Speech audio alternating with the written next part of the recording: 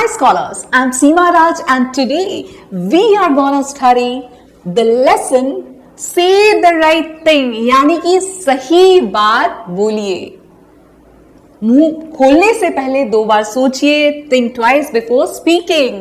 So ये चीज, ये ब्यूटिफुल सा ड्रामा, हिलेरियस ड्रामा आपको बताने वाला है। So let's begin this drama. जो अब आप बोलोगे क्या बताने जा रहा है, ये तो हमारी मम्मा हमेशा हमें टोकती रहती है, बोलती रहती है सही चीज बोलो, ऐसे मुंह मत खोलो, राइट। सो अब आप देख रहे हो, here there is a mother and a daughter. So mother is teaching us something, right. What is she teaching? यही वाली चीज सिखा रही है शायद, राइट।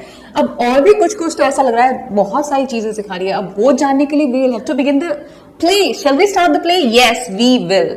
सो अब यहां पे आप देखो क्या बोल रहे हैं, this is a humorous play. ये प्ले जो है काफी ज्यादा ह्यूमरस है, काफी ज्यादा हंसाने वाला है, फनी सा है, ओके।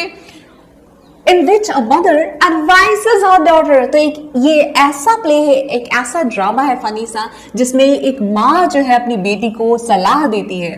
क्या सलाह देती है? टू से the right thing at the right time, कि सही समय पे सही चीज बोलो। ऐसा नहीं कि किसी भी टाइम आप कुछ भी बोल रहे हो, दिस विल नॉट हेल्प। ऐसा नहीं करना है आपको। You should say the right things at the right time. सही समय पे सही चीजें ही बोलनी चाहिए हमें। However, when guests arrive, the daughter hilariously forgets her mother's guidance.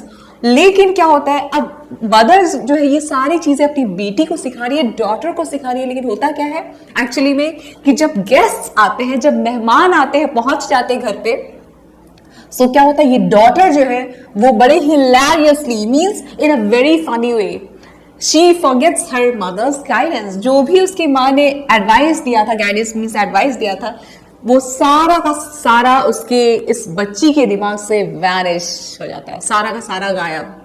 माँ का सिखाया हुआ सारा इरेज हो गया उसकी मेमोरी से, डिलीट हो गया उसकी मेमोरी से। और फिर क्या सीन होगा आप समझ सकते हो, है ना। This thing is only going to make you laugh. इसलिए बोल रहे हैं ना कि ये हिलेरियसली बहुत फनी तरीके से भूल जाती है और बोलना होता है कुछ और शायद ये कुछ और बोल बैठेगी किसी भी टाइम पे, किसी भी वक्त कुछ भी बोलेगी जो नहीं बोलना चाहिए उस वक्त, है ना। जब गड़बड़ शड़बड़ होगी तो मजा तो आएगा ही, right. So let's go ahead and let's see what the fishy thing is, okay, what's gonna happen here, which is going to tickle us. Read the play to find out how she commits blunders. So चलिए अब ये play को पढ़ के पता लगाते हैं कि कौन से blunders, commits means do, यहाँ पे actually it will be does. So कौन से blunders यानी कि कौन सी careless mistakes, कौन सी carelessness करती है, कौन से mistakes करती है वो, और जिसकी वजह से and embarrasses the guests, जिसकी वजह से जो गेस्ट आए होते हैं उसके घर पे, मेहमान जो आए होते हैं, वो सब embarrass हो जाते हैं, means makes the guests uncomfortable। वो सब बेचारे uncomfortable हो जाते हैं, बहुत बैड फील करते हैं, then to because they are guests they can't open their mouth। वो अपना माउथ तो ओपन रख ही नहीं सकते, कुछ बोल नहीं सकते, डांट नहीं सकते, बच्ची को समझा नहीं सकते। as well as her mother। तो सिर्फ गेस्ट को ही शर्मिंदगी नहीं उठानी पड़ती, बल्कि जो माँ है वो भी बेचारी शर्मिंदा हो जाती है अपनी बेटी के गलत बोल की वजह से, because she doesn't know what to say and when to say that thing. So ये ड्रामा बहुत ज्यादा इंटरेस्टिंग होने वाला है। Yeah so first of all let's have a look at the characters in this play. Mary Shaw. अब Mary Shaw कौन है? ये यंग गर्ल है ना। मिसेस शॉ कौन है? Mary's mother, okay. अब आप सोच रहे हो ये सब इंडियन लोग हैं या ब्रिटिश लोग हैं? अब आप सोच लो कि ये ब्रिटिश है ना। इनको हमने इंडिया वाले कपड़े पहना दिए हैं, Indian traditional clothes. Mrs Harding. Mrs Harding कौन है? The wife of Mr Harding, a wealthy man. तो एक अमीर आदमी है, उनकी जिनका नाम है मिस्टर हार्डिंग, उनकी वाइफ है मिसेस हार्डिंग, जो कि ये है। Now Mrs Lee, who is Mrs Lee? Mr Harding's married sister. और मिसेस ली कौन है? ये ली है और वो है मिस्टर हार्डिंग की शादीशुदा बहन, ओके।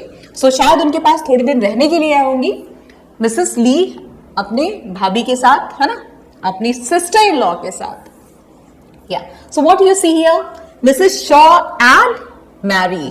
अब दोनों देखो क्या चल रहा है दोनों के बीच में, ऐसा लग रहा है mother is saying something to Mary. What is she saying, let's know that thing.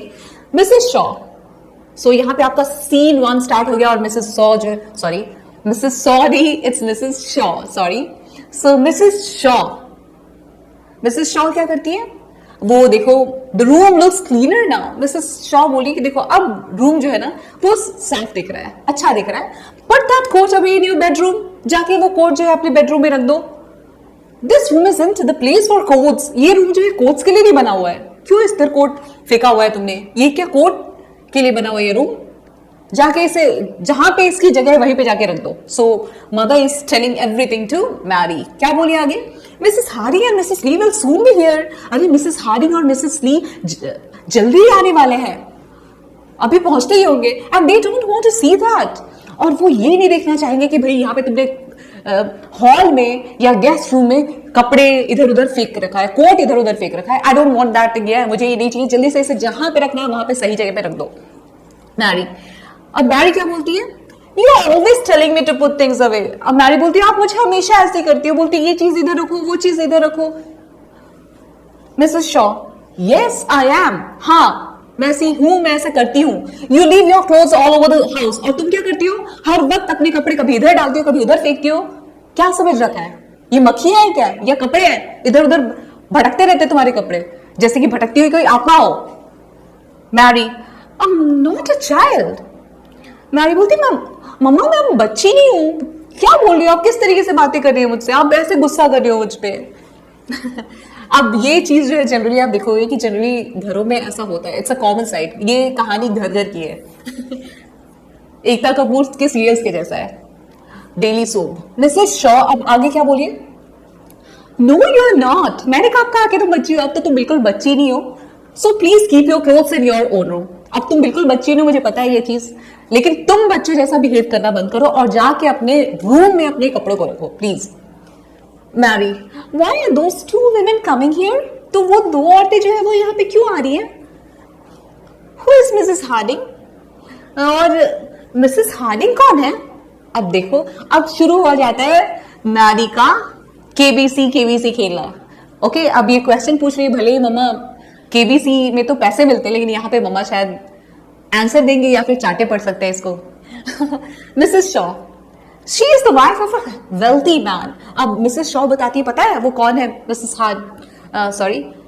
Hardinge कौन है पता है तुम्हें, वो एक बहुत ही अमीर आदमी मिस्टर हार्डिंग की वाइफ है, उनकी पत्नी है। He has just bought a big house in Landfield. और पता है ये जो मिस्टर हार्डिंग है उन्होंने अभी अभी एक बड़ा सा घर खरीदा है लैंडफील्ड में।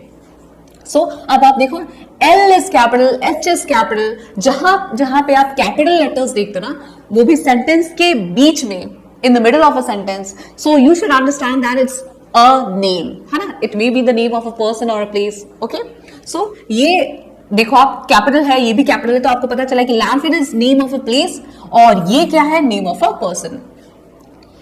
They lived in London before, और मिसेस शॉ जो है वो आगे अपनी बेटी को बताती है कि पता है मिस्टर हार्डिंग जो है, मिस्टर हार्डिंग कहाँ रहते थे, पहले लंदन में रहते थे।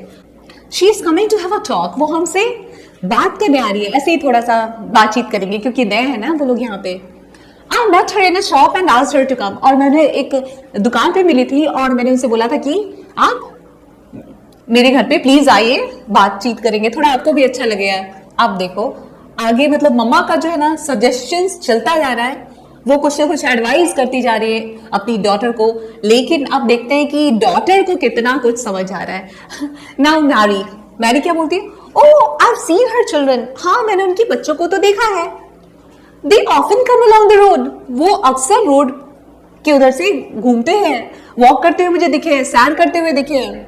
Who is Mrs. Lee? अब ये बच्चों को तो मैं जानती हूँ, शायद जिनकी बात कर रही हो ना आप, मिसेस हार्डिंग, जिन्होंने अभी अभी यहाँ पे बड़ा सा घर लिया है, तो उनके बच्चों को मैंने देखा है रोड के उधर वॉक करते हुए। लेकिन ये मिसेस ली कौन है मम्मा।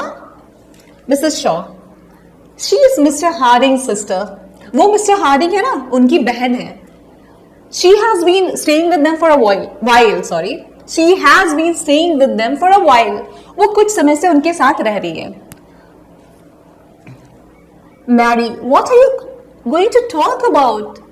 आप उनसे किस चीज के बारे में बात करने वाली हो? Mrs Shaw, I don't know. Mrs Shaw बोलती मुझे नहीं पता।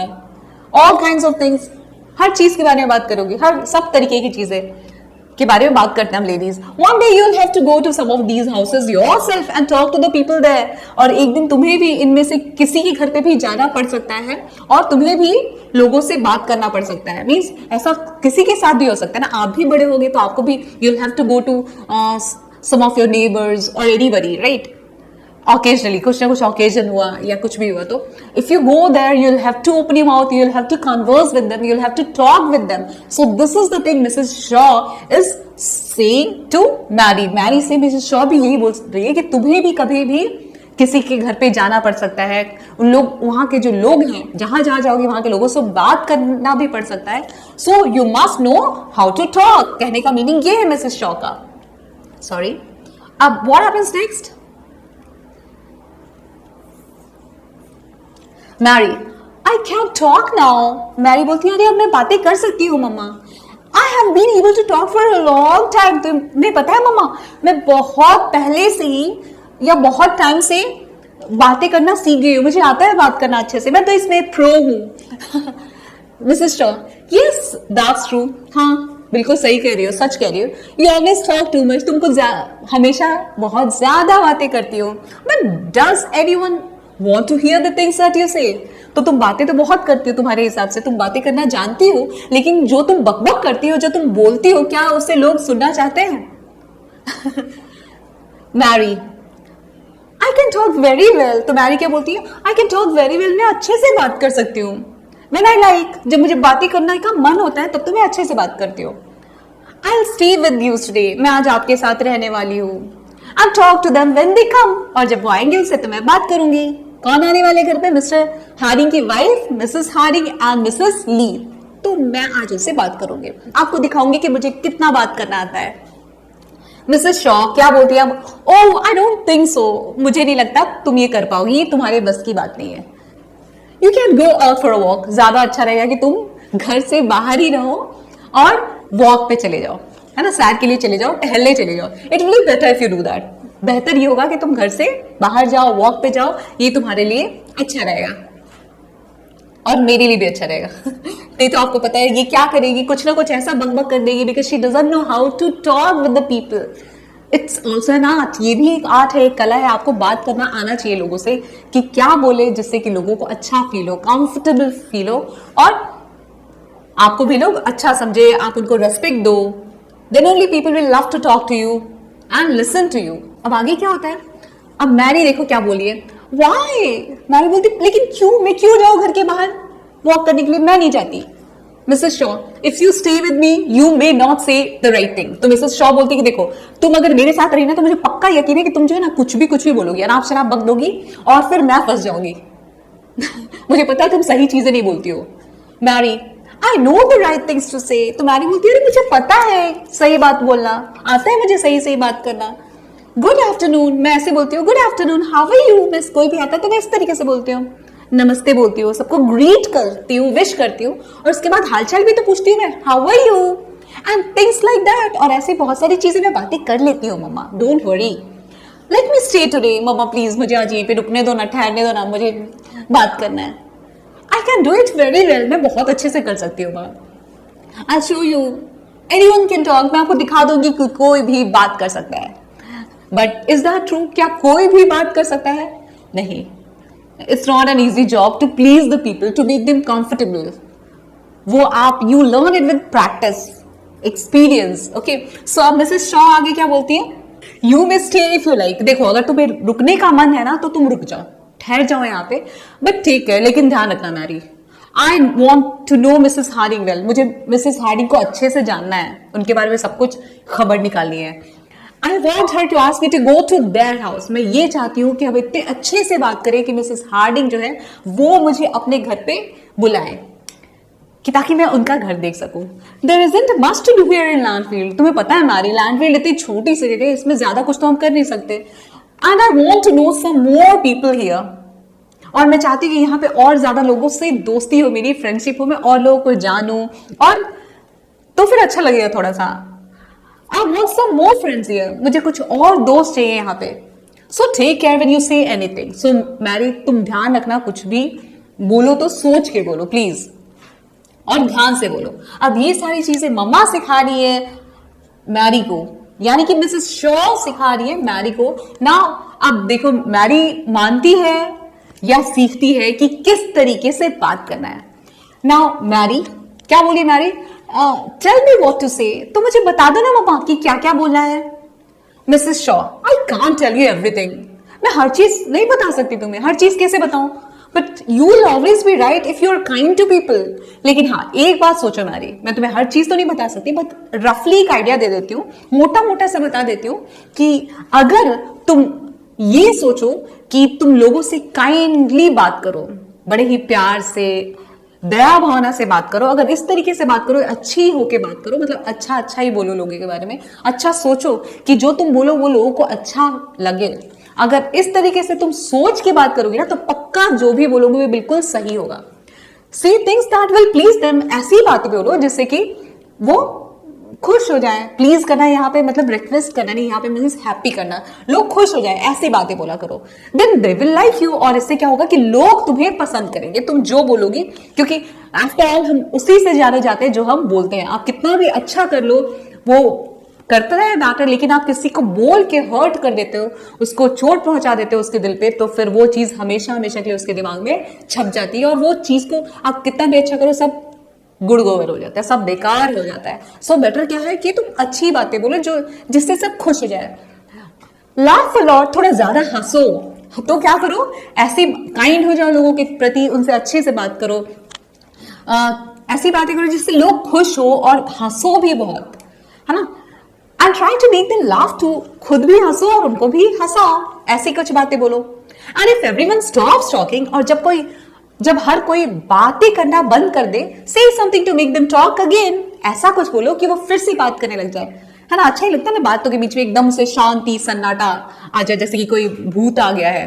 ऐसे तो करना नहीं है हमें, तो हमें बात करना है ना, तो लोग जैसे ही सब चुप हो जाए, तुम कुछ ना कुछ बोल देना कि ताकि वो फिर से बातचीत शुरू कर दें। They don't want to sit here look at the floor without speaking, तो वो ये नहीं चाहते, जो लोग हमारे घर पे आते हैं कोई भी, या हम किसी के घर पे जाते हैं, तो वो ये सिखा रही है कि देखो कोई जो आता है हमारे घर पे, वो ये नहीं चाहता कि वो यहाँ पे आके सिर्फ बैठे, बैठने का तो उनके घर पे भी है, सोफा है, चेयर है, टेबल है, सब कुछ है वहां पे बैठने के लिए, या फिर फर्श को देखने के लिए नहीं आते हैं, है ना, बिना बोले फर्श को देखना, चेयर्स को देखना, ये सब करने नहीं आते, सामान को देखने नहीं आते। थिंक ऑफ समथिंग टू से।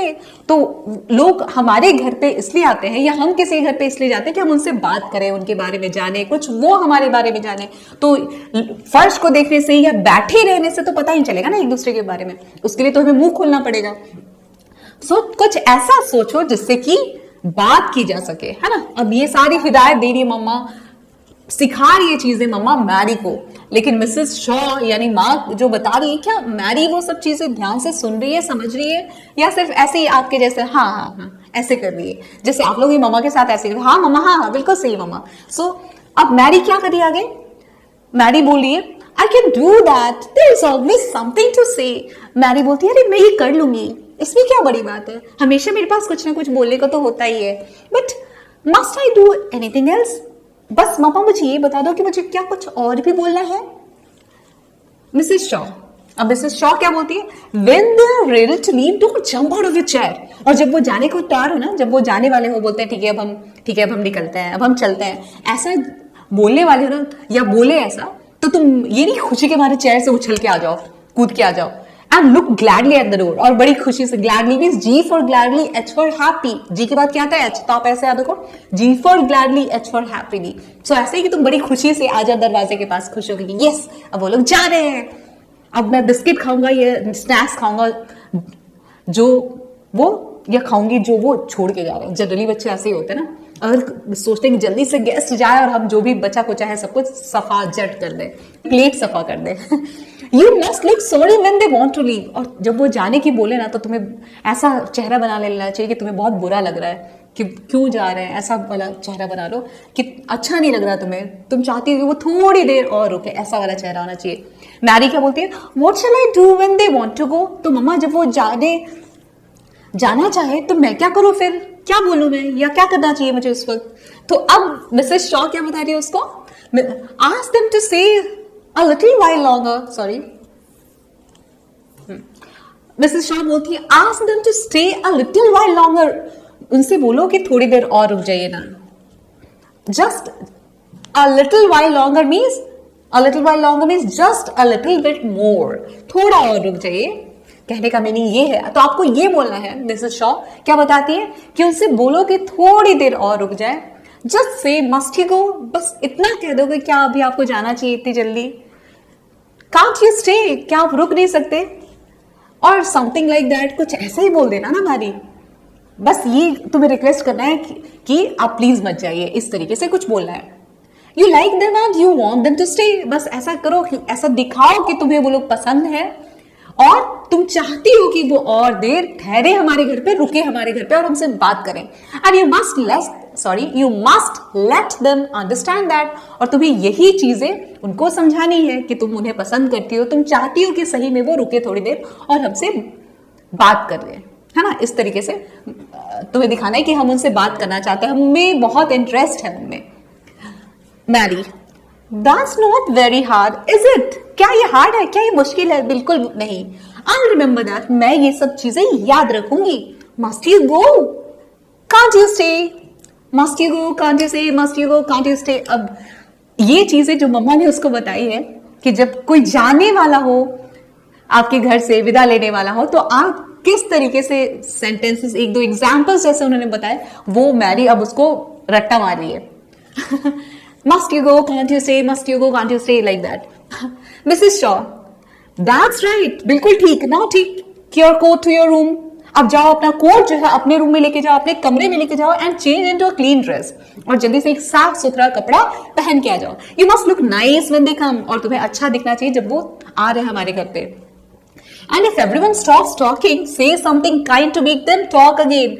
और अच्छे कपड़े पहनने से सिर्फ काम नहीं चलेगा, कपड़े तो बोलेंगे नहीं, बोला तो तुम्हें ही पड़ेगा मैरी। तो क्या बोलोगी, जब कोई रुक जाए ना, बातें करना बंद कर दे, थोड़ी देर के लिए शांति हो जाती है जैसे बातें करते करते, तो उस वक्त तुम क्या करोगे, कुछ ना कुछ अच्छा सा बोलो कि ताकि लोग फिर से बात करने लग जाए, सबके सब फिर से बात शुरू कर दे, बातचीत शुरू हो जाए। And don't say anything that will make them angry, और कुछ ऐसा मत बोलना मैरी जिससे उन लोगों को गुस्सा आ जाए, है ना। So it means Mary generally ये सब करती होगी, कुछ ऐसा बोलती होगी जिससे कि सबको गुस्सा आ जाता होगा। अब देखो आगे और क्या क्या सिखा रही है मम्मा।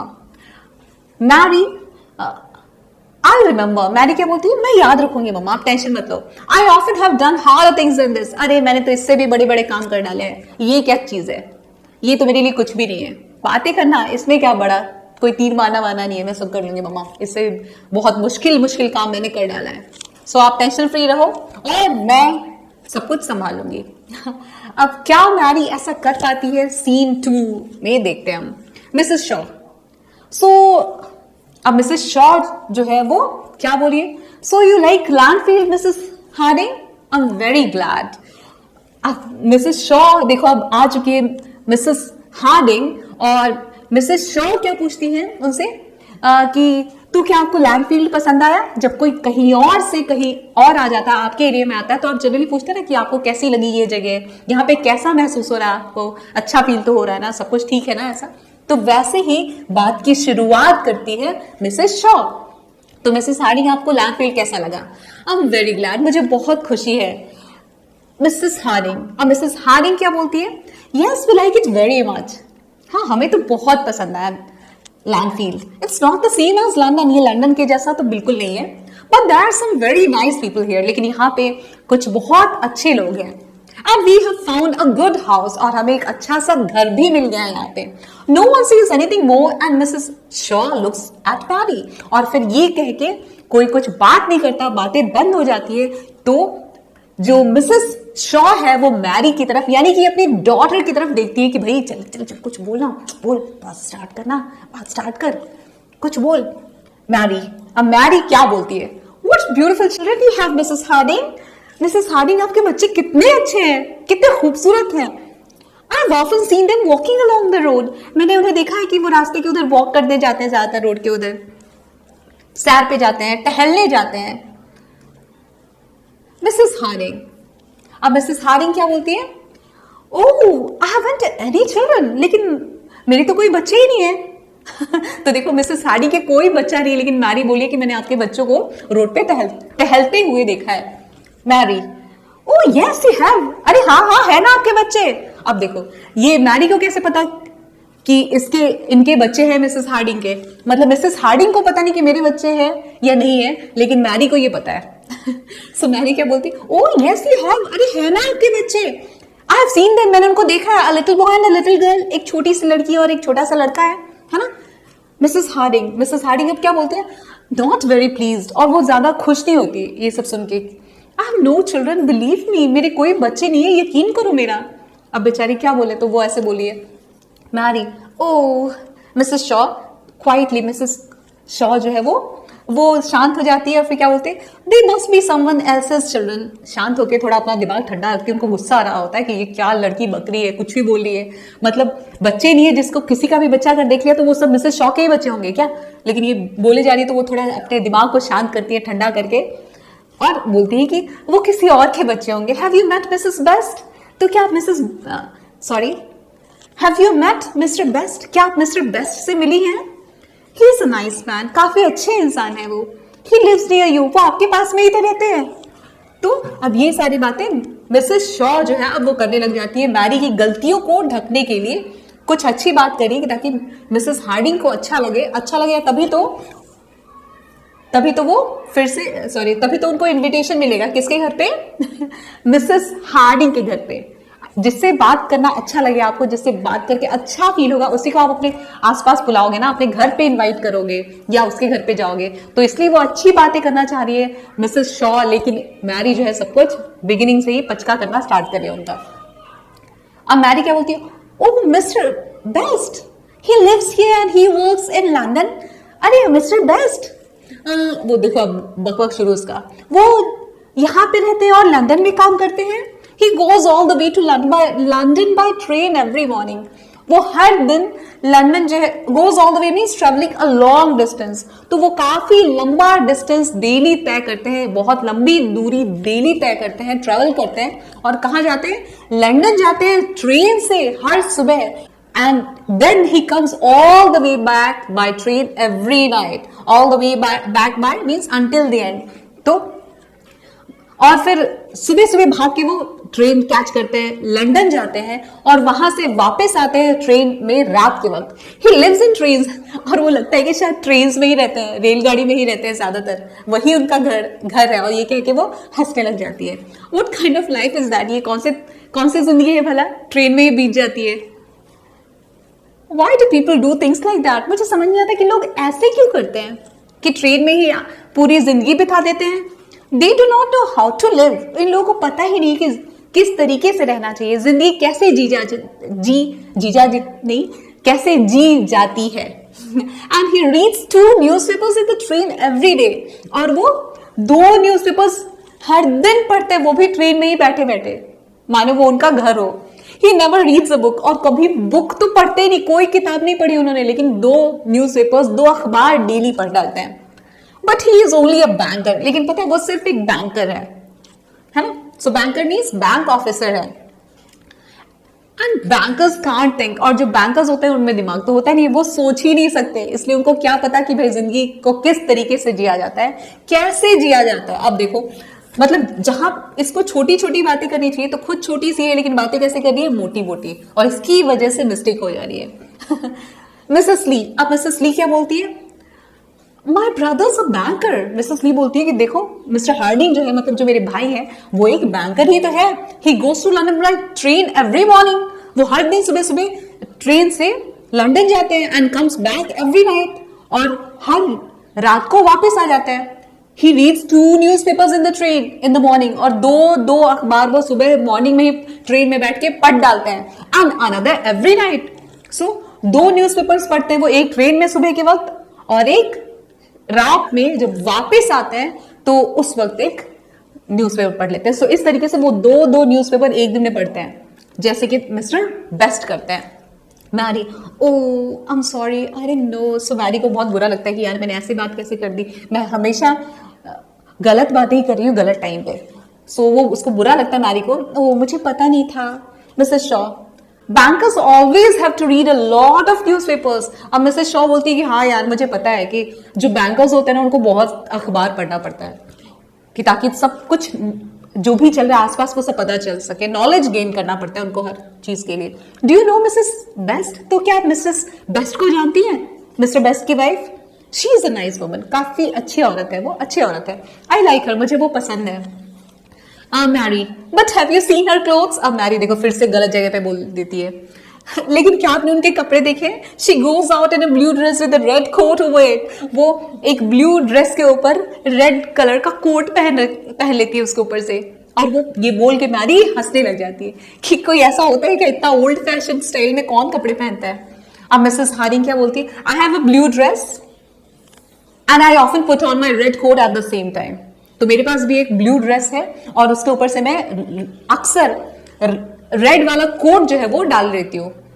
मिसेस शॉ, अब मिसेस शॉ को लगती है यार फिर से मेरी बेटी जो है कबाड़ा पे कबाड़ा की जा रही है, कुछ भी बोल रही है, कुछ भी पक रही है, उसकी वजह से यार मुझे कैसे बुलाएंगे मिसेस हार्डिंग अपने घर पे?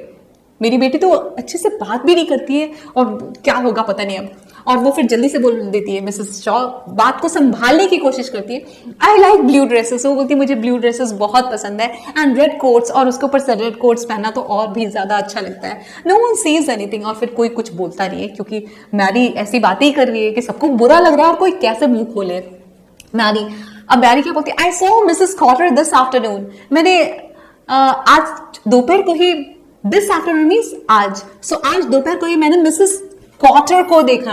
आई met her in the street, मैं उनको स्ट्रीट में ही मिली थी, गली में मिली थी या रास्ते में मिली थी। No one sees her in the morning, कोई उनको पता है, कोई उनको मॉर्निंग में मिलता ही नहीं है, दिखता नहीं है या मिलता नहीं है, यहाँ पे होगा कोई उनको मॉर्निंग में नहीं मिल सकता, because she always stays in bed then, क्योंकि वो मॉर्निंग में तो अपने बेड पे पड़ी रहती है, सोई रहती, कहने का मीनिंग ये है। And she is always asking the doctor to go to see her, और वो हमेशा डॉक्टर को बोलती रहती है कि भाई आप आओ और मुझे देखो, मेरी तबीयत ठीक नहीं है। हमेशा सुबह सुबह पड़ी रहेंगी और बोलेगी मेरी तबीयत खराब है, और डॉक्टर बुलाती रहेंगी। I can't understand women who stay in bed in the morning, मुझे समझ नहीं आता उन औरतों का कि भाई वो सुबह सुबह के कोई कैसे बेड पे पड़ा रह सकता है। सुबह सुबह तो काम का टाइम है, एक्टिव रहने का टाइम है, एक्सरसाइज करने का टाइम है, लेकिन ये बेड पे पड़ी रहती है और डॉक्टर को बुलाती रहती है। And why must she always ask for the doctor, वो हमेशा डॉक्टर को क्यों बुलाती हैं? I have never been to a doctor in my life, मैं तो अपनी जिंदगी में डॉक्टर के पास कभी गई ही नहीं। अब देखो मैरी ऐसी ऐसी बातें कर रही है, अब आगे क्या हो रहा है? Mrs Harding, I stay in bed in the morning myself, मैं खुद भी तो सुबह सुबह बेड पे पड़ी रहती हूँ, उसमें क्या बुराई है? तो मिसेस ली, वो उनकी जो ननद है यानी मिस्टर हार्डिंग की सिस्टर, वो भी बोलती है I often go to the doctor, हाँ और मैं भी डॉक्टर के पास ज्यादातर जाती रहती हूँ, बीमार पड़ती हूँ तो जाना ही पड़ेगा ना। Mary, oh I am sorry. अब कोई फिर से बोलती बंद सबकी। Mrs Shaw, do you know Mrs Grantly, she is one of my best friends. तो मिसेस शॉ क्या बोलती है? क्या आप मिसेस ग्रांटली को जानती है? वो मेरी बेस्ट फ्रेंड्स में से एक है। Mary, but she is so talkative. अब मैरी क्या बोलती है? लेकिन वो कितनी बातों नहीं है, कितना बकबक करती रहती है। Talkative women aren't very interesting, are they? ये जो बातूनी औरतें होती है ना, क्या वो इंटरेस्टिंग होती है, दिलचस्प होती है? बिल्कुल नहीं होती।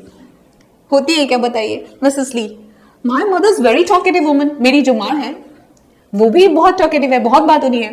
तो मतलब देखो जो मैरी बोल रही है ना, वो सब कुछ इन्हीं लोगों में वो क्वालिटीज है, और इसका मीनिंग क्या है? वो इन्हीं लोगों पे हंस रही है।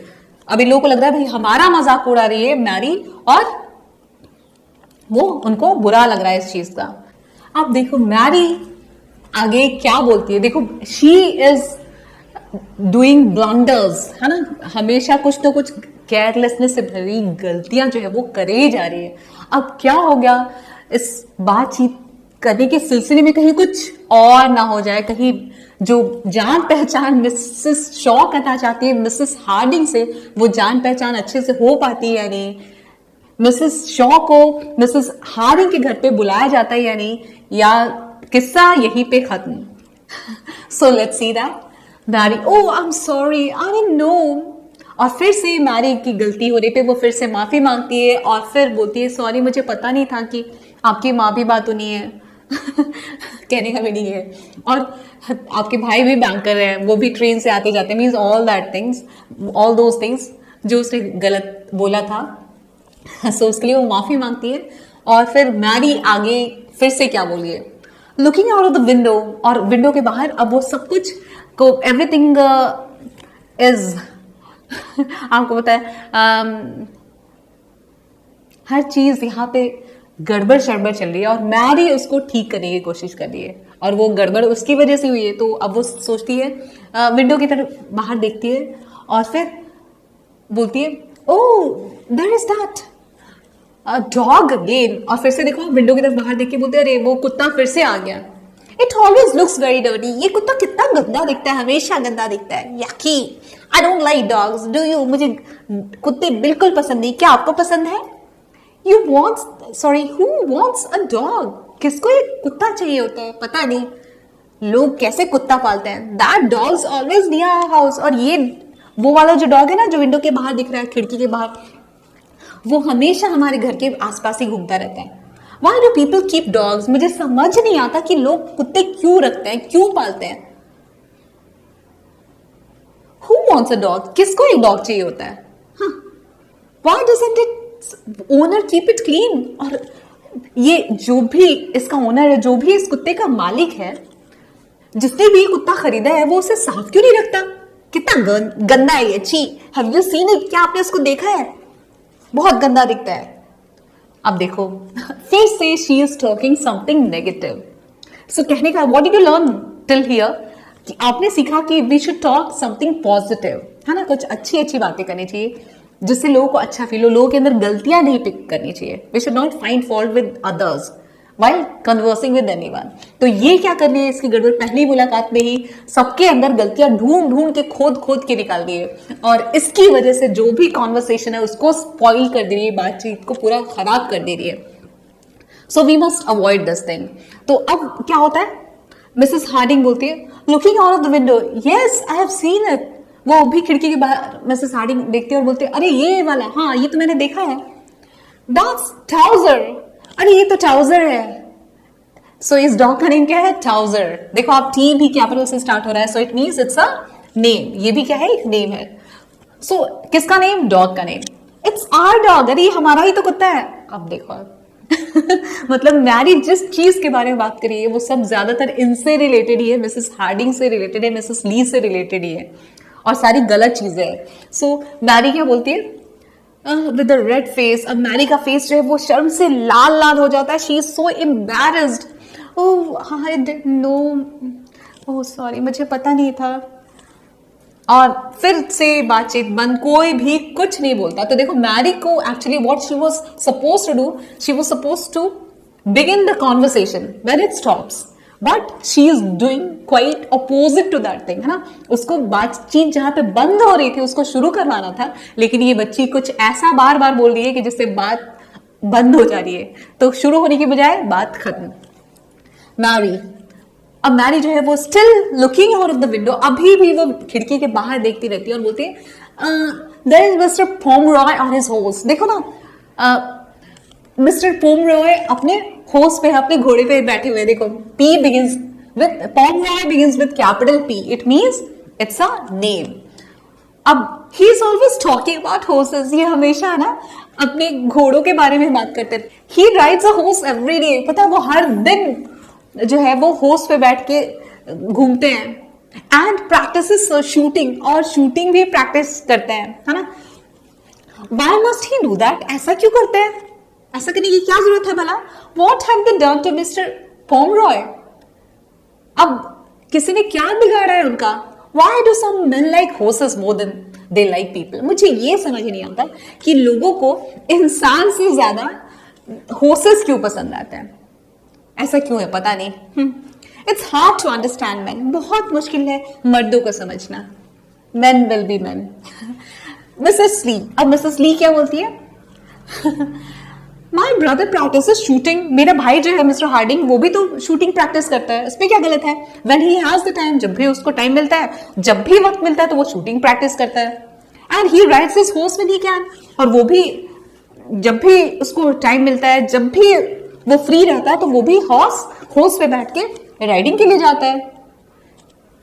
He sold his house in London and bought a house here. उसने अपना घर जो लंदन वाला है उसको बेच दिया और यहाँ पे एक नया घर लिया है। Because he wanted to ride and practice shooting, क्योंकि वो हॉर्स राइडिंग करना चाहता था और शूटिंग भी प्रैक्टिस करना चाहता था, इसलिए उसने लंदन का घर बेच के लैंडफील्ड में घर लिया। तो यहाँ पे ज्यादा शायद डेवलप नहीं होगा, ये कितना बड़ा सिटी नहीं होगा लंदन के जैसा, इसलिए यहाँ पे ये सब चीजें बहुत स्पेस होगा और यहाँ पे ये सब चीजें हो सकती थी, हॉर्स राइडिंग, शूटिंग वगैरह, तो इसलिए इन्होंने यहाँ पे घर लिया है। अब आगे क्या होता है, मैरी फिर से you know that she has committed a blunder. अब Mrs Harding looking at Mrs Lee, और मिसेस हार्डिंग जो है वो मिसेस ली की तरफ यानी कि अपनी ननद की तरफ देखती है और क्या बोलती है, इट्स गेटिंग लिटिल लेट, हम लोग थोड़े लेट हो रहे हैं ना, we must go now Mrs Shaw. और वो मिसेस शॉ से बोलते हैं, मिसेस शॉ हम थोड़े लेट हो रहे हैं, हमें अब जाना चाहिए। It has been very nice to have a little talk, आपसे अच्छा लगा थोड़ी देर बात करके। शी लुक्स एट मैरी, और फिर वो मैरी की तरफ देखती है कि मतलब इसी की वजह से, इसी लड़की की वजह से हमारी बात जो है सिर्फ थोड़ी सी हुई। मिसेस ली क्या बोलती है, very nice. She looks at Mary, और मैरी की तरफ वो भी देखती है, बोलती है हाँ बहुत बहुत अच्छा लगा हमें आपसे बात करके। Mrs Shaw, it was very good of you to come to see us, बहुत अच्छा लगा आप हमें आई मिलने के लिए। सो यहाँ पे सी मीन्स मीट, है ना, मिलने आई। यहाँ पे ये नहीं कि अच्छा आप हमें देखने आई, she is not a doctor, है ना, मिसेस हार्डिंग जो है डॉक्टर नहीं है कि वो देखने आएंगे किसी को। यहाँ पे सी मीन्स मीट, तो अच्छा है कि आप हमें मिलने आई, बहुत अच्छा लगा आपसे मिलके, please stay a little longer, थोड़ी देर और रुक जाइए ना प्लीज। अब मिसेस शॉ ऐसा बोल रही है मैरी, अब मैरी क्या बोलेगी, अनेबल टू से the right thing even now, और अभी भी मैरी जो है वो सही बात नहीं बोल पा रही है, और क्या बोलती है, oh must you stay, can't you go.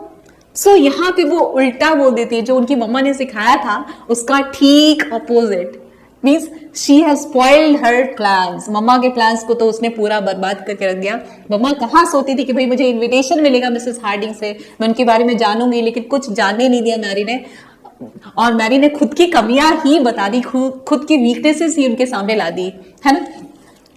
सो वो क्या बोलती है, ओ क्या आपको, ओ मस्ट स्टे, क्या आपको रुकना चाहिए, क्या आप जा नहीं सकते। तो इस तरीके से जो बोलना चाहिए वो नहीं बोला उसने, जो नहीं बोलना चाहिए वो बोल दिया। So this is the ending of the play, this way the play has come to an end, और इस तरीके से ये प्ले जो है, ये ड्रामा जो है यहीं पे खत्म हो जाता है। What a funny one, isn't it? So what did you understand from this play? आपने सीखा that we must respect the guests. आपको पता है ना, वसुधैव कुटुंबकम, यानी पूरा का पूरा, जैसे हम बोलते हैं ना कि पूरा वर्ल्ड जो है वो हमारा है, हम सब भाई बहन जैसे हैं, सबको पूरी, सब जो है हमारी फैमिली ही है। ओके, और what is the second thing that you learn, that we must be kind to the people, है ना, जो हमारे पास आसपास जो भी लोग हैं उनसे बातें करते वक्त हमें ये सोचना चाहिए कि that we must use kind words, कुछ ऐसे वर्ड्स यूज करने चाहिए, ऐसे शब्दों का यूज करना चाहिए कि लोगों को अच्छा फील हो, है ना, they must feel comfortable. Okay, और नेक्स्ट चीज आपने क्या सीखी कि अतिथि देवो भव, गेस्ट जो है वो भगवान होता है, तो आपको उनको रेस्पेक्ट देना चाहिए, उनसे ऐसी बातें ही करनी चाहिए, भगवान से हम ऐसी चीजें करते हैं ना जो उनको खुश करें, तो ऐसे ही गेस्ट के साथ भी करना चाहिए, ऐसी चीजें करनी चाहिए उनके सामने, ऐसी चीजें बोलनी चाहिए, ऐसी बातें बोलनी चाहिए कि वो खुश हो जाए, है ना। सो ये these are the things that we learn from this story, और sorry we learn from this play. और एक और चीज आपने सीखा इस प्ले से कि we must think twice before speaking, कुछ भी बोलने से पहले 2 बार जरूर सोचना चाहिए हमें। So these are the 3 things that you learn. Now let's go ahead and have a look at the grammar part. Study the following words taken from the text. अब ये सारे words जो है आपने text से लिया है। The given words are made by adding word endings like us, ous, ly, ing and full to the root words humor, hilarious, calm and beauty. Such word endings are called suffixes. So किसी भी base word के end में, base word means main word के end में कुछ suffixes लग जाते हैं, कुछ fix कर देते हो आप, ओके पूछ लगा देते हो किसी चीज की क्या, इन ऐसी वाली पूछ. रूट वर्ड में, रूट क्या होता है आपको पता है, रूट जो होता है मेन पार्ट होता है किसी भी प्लांट का. तो रूट यानी कि मेन वर्ड के साथ अगर आप कुछ ऐसे सफिक्सेस लगा देते हो, कुछ चीज फिक्स कर देते हो, लाइक ह्यूमर के साथ OUS लगा दिया, हिलेरियस के साथ ली लगा दिया, कम के साथ इंग लगा दिया और ब्यूटी के साथ फुल लगा दिया. सो इसको हम क्या बोलते हैं, इन सबको दीज आर ऑल सफिक्सेस. बस आपको ये ध्यान रखना है कि जो वर्ड्स ई पे एंड होते हैं, जैसे कम, ब्यूटी वाई से खत्म होता है, तो वो वर्ड्स जो ई और वाई से खत्म होते हैं उनको आपको खा जाना है, उनको स्किप कर देना है, ओके. और ई को बिल्कुल खा के आप इंग लगा देंगे, ब्यूटी में वाई है तो वाई को खा के आई लगा देंगे और फुल को कॉपी कर देंगे. लेकिन FUL लिखना है, FULL, फुल नहीं लिखना है, ओके. सो ये है आपका suffixes. Now let's go ahead. So now let's see the next question. Now divide the following words from the text as root words and suffixes. Check your answer with the teacher. So आप ये देखो यहाँ पे क्या है, root words आपको दे रखा है और suffixes भी दे रखा है उसके साथ, है ना. So we know what root words are and what suffixes are, है ना. So अब यहाँ पे what's the main word that is the root word? वो है glad, राइट. और यहां पे कौन सा रूट वर्ड है, bank. Here the root word is guide, okay. Here the root word is quiet and here it is walk. So ये सारे रूट वर्ड्स हैं, यानी कि मेन वर्ड्स हैं, बेस वर्ड्स हैं, जिसके साथ आप एक पूछ लगा देंगे, किसकी, वो लगा देंगे सफिक्स की, एक पूछ फिक्स करने के, ओके, उस वर्ड के एंड में. सो रूट वर्ड के एंड में अगर आप सफिक्सेस फिक्स करते हैं, सो वर्ड्स जो है उससे उसका मीनिंग चेंज हो जाता है, फॉर्म पूरा चेंज हो जाता है. So let's see how it makes a difference. Study the words in column 1, match the suffixes in column 2 with their meanings or purpose in column 3. So अब आपको क्या करना है, कॉलम 1 के वर्ड्स जो है उसको पढ़ना है, मैच करना है कॉलम 2 के सफिक्सेस से उनको, और उनका मीनिंग या फिर किस पर्पस के लिए, किस मकसद के लिए वो यूज किए गए हैं, वो कॉलम 3 में बताया रहेगा. तो इन सब को हमें मैच करना है. Right a few examples for each in column 4.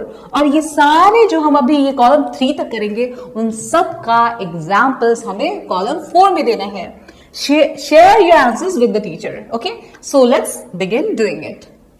Late me change the colour. या सो आप यहां पे देखो क्या है, ग्लैड के साथ, ग्लैड मैंने आपको बता दिया, उसके साथ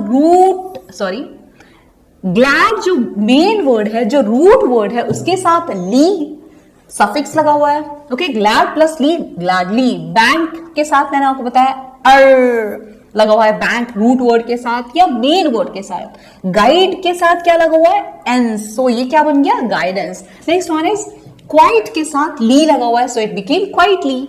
now the next one is walk के साथ इंग लगा दिया तो इट बिकेम वॉकिंग, राइट. बस अब आपको you must remember just one thing, that the word that takes E in the end, most of the words that take E in the end are to be omitted, are to be skipped. So अब आप देखिए guidance की spelling में जो root word क्या है, guide है.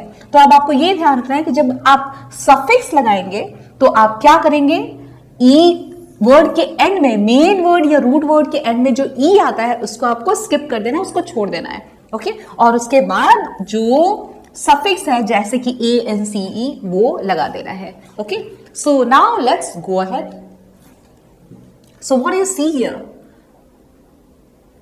It's a cobweb sort of thing, है ना. आपको लग रहा होगा कि मकड़ी का जाला बना रखा है, ओके. आप टेंशन मत करो, ना तो मैं मकड़ी हूं, ना उन्हें जाला बना सकती हूँ, है ना, और ना ही आपको ट्रैप कर सकती हूँ, ना ही फंसा सकती हूँ. So now let's go ahead और हम इनको मैच करते हैं.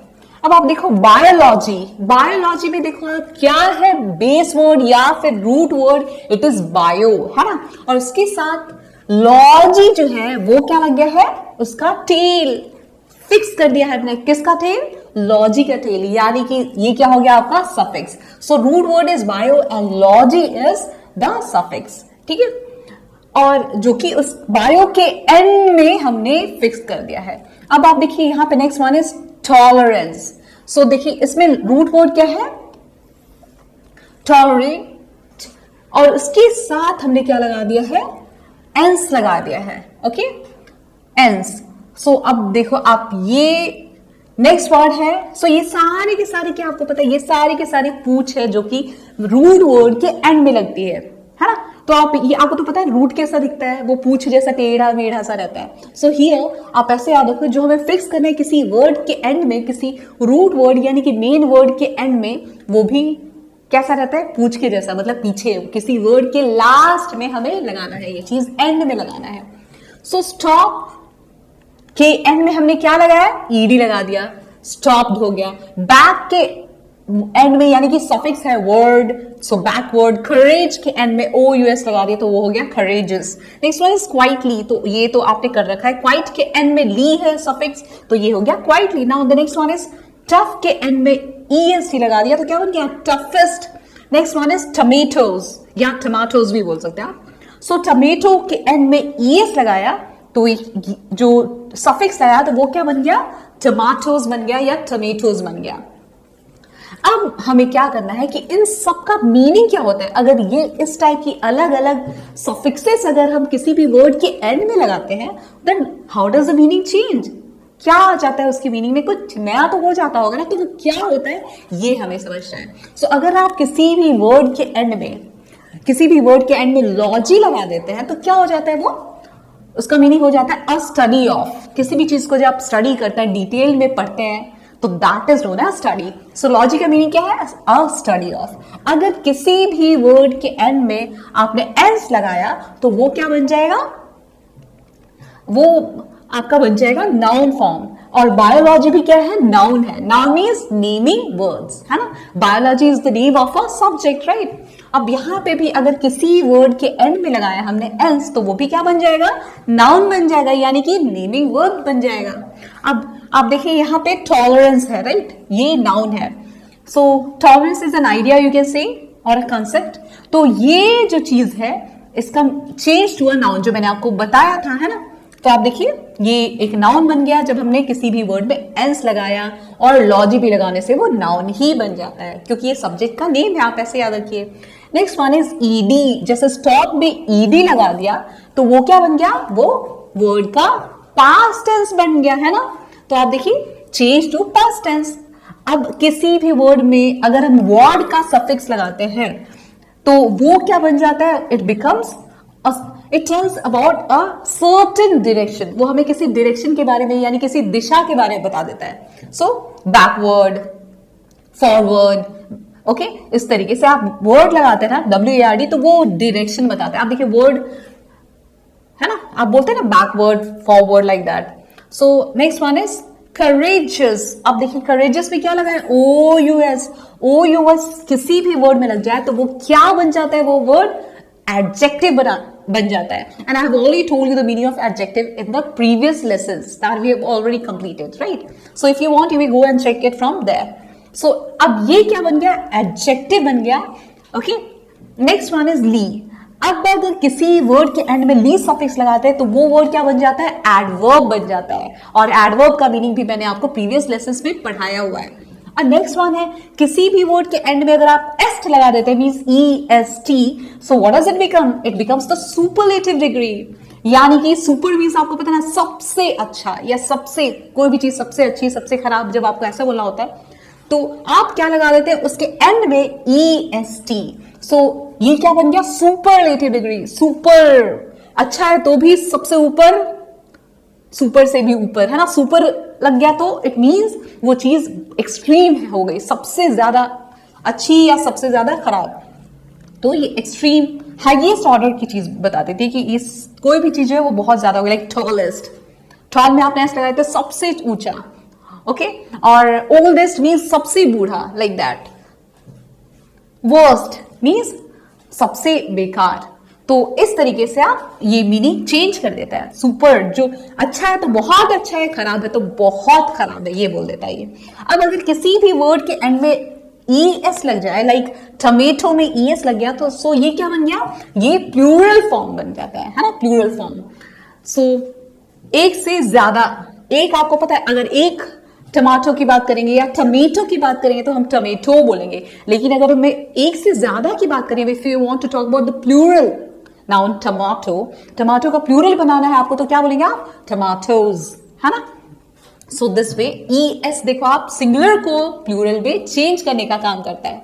सो let's go ahead and now will see some of the examples. Okay, अब आप देखिए सोशियोलॉजी, ये सोशियोलॉजी क्या है, it's also the name of a subject. Actually society से रिलेटेड चीजें ये पढ़ाता है आपको, ये सब्जेक्ट समाज से रिलेटेड चीजें बताता है, और इसलिए इसको सोसाइटी में लॉजी लगा दिया तो क्या बन गया, सोशियोलॉजी।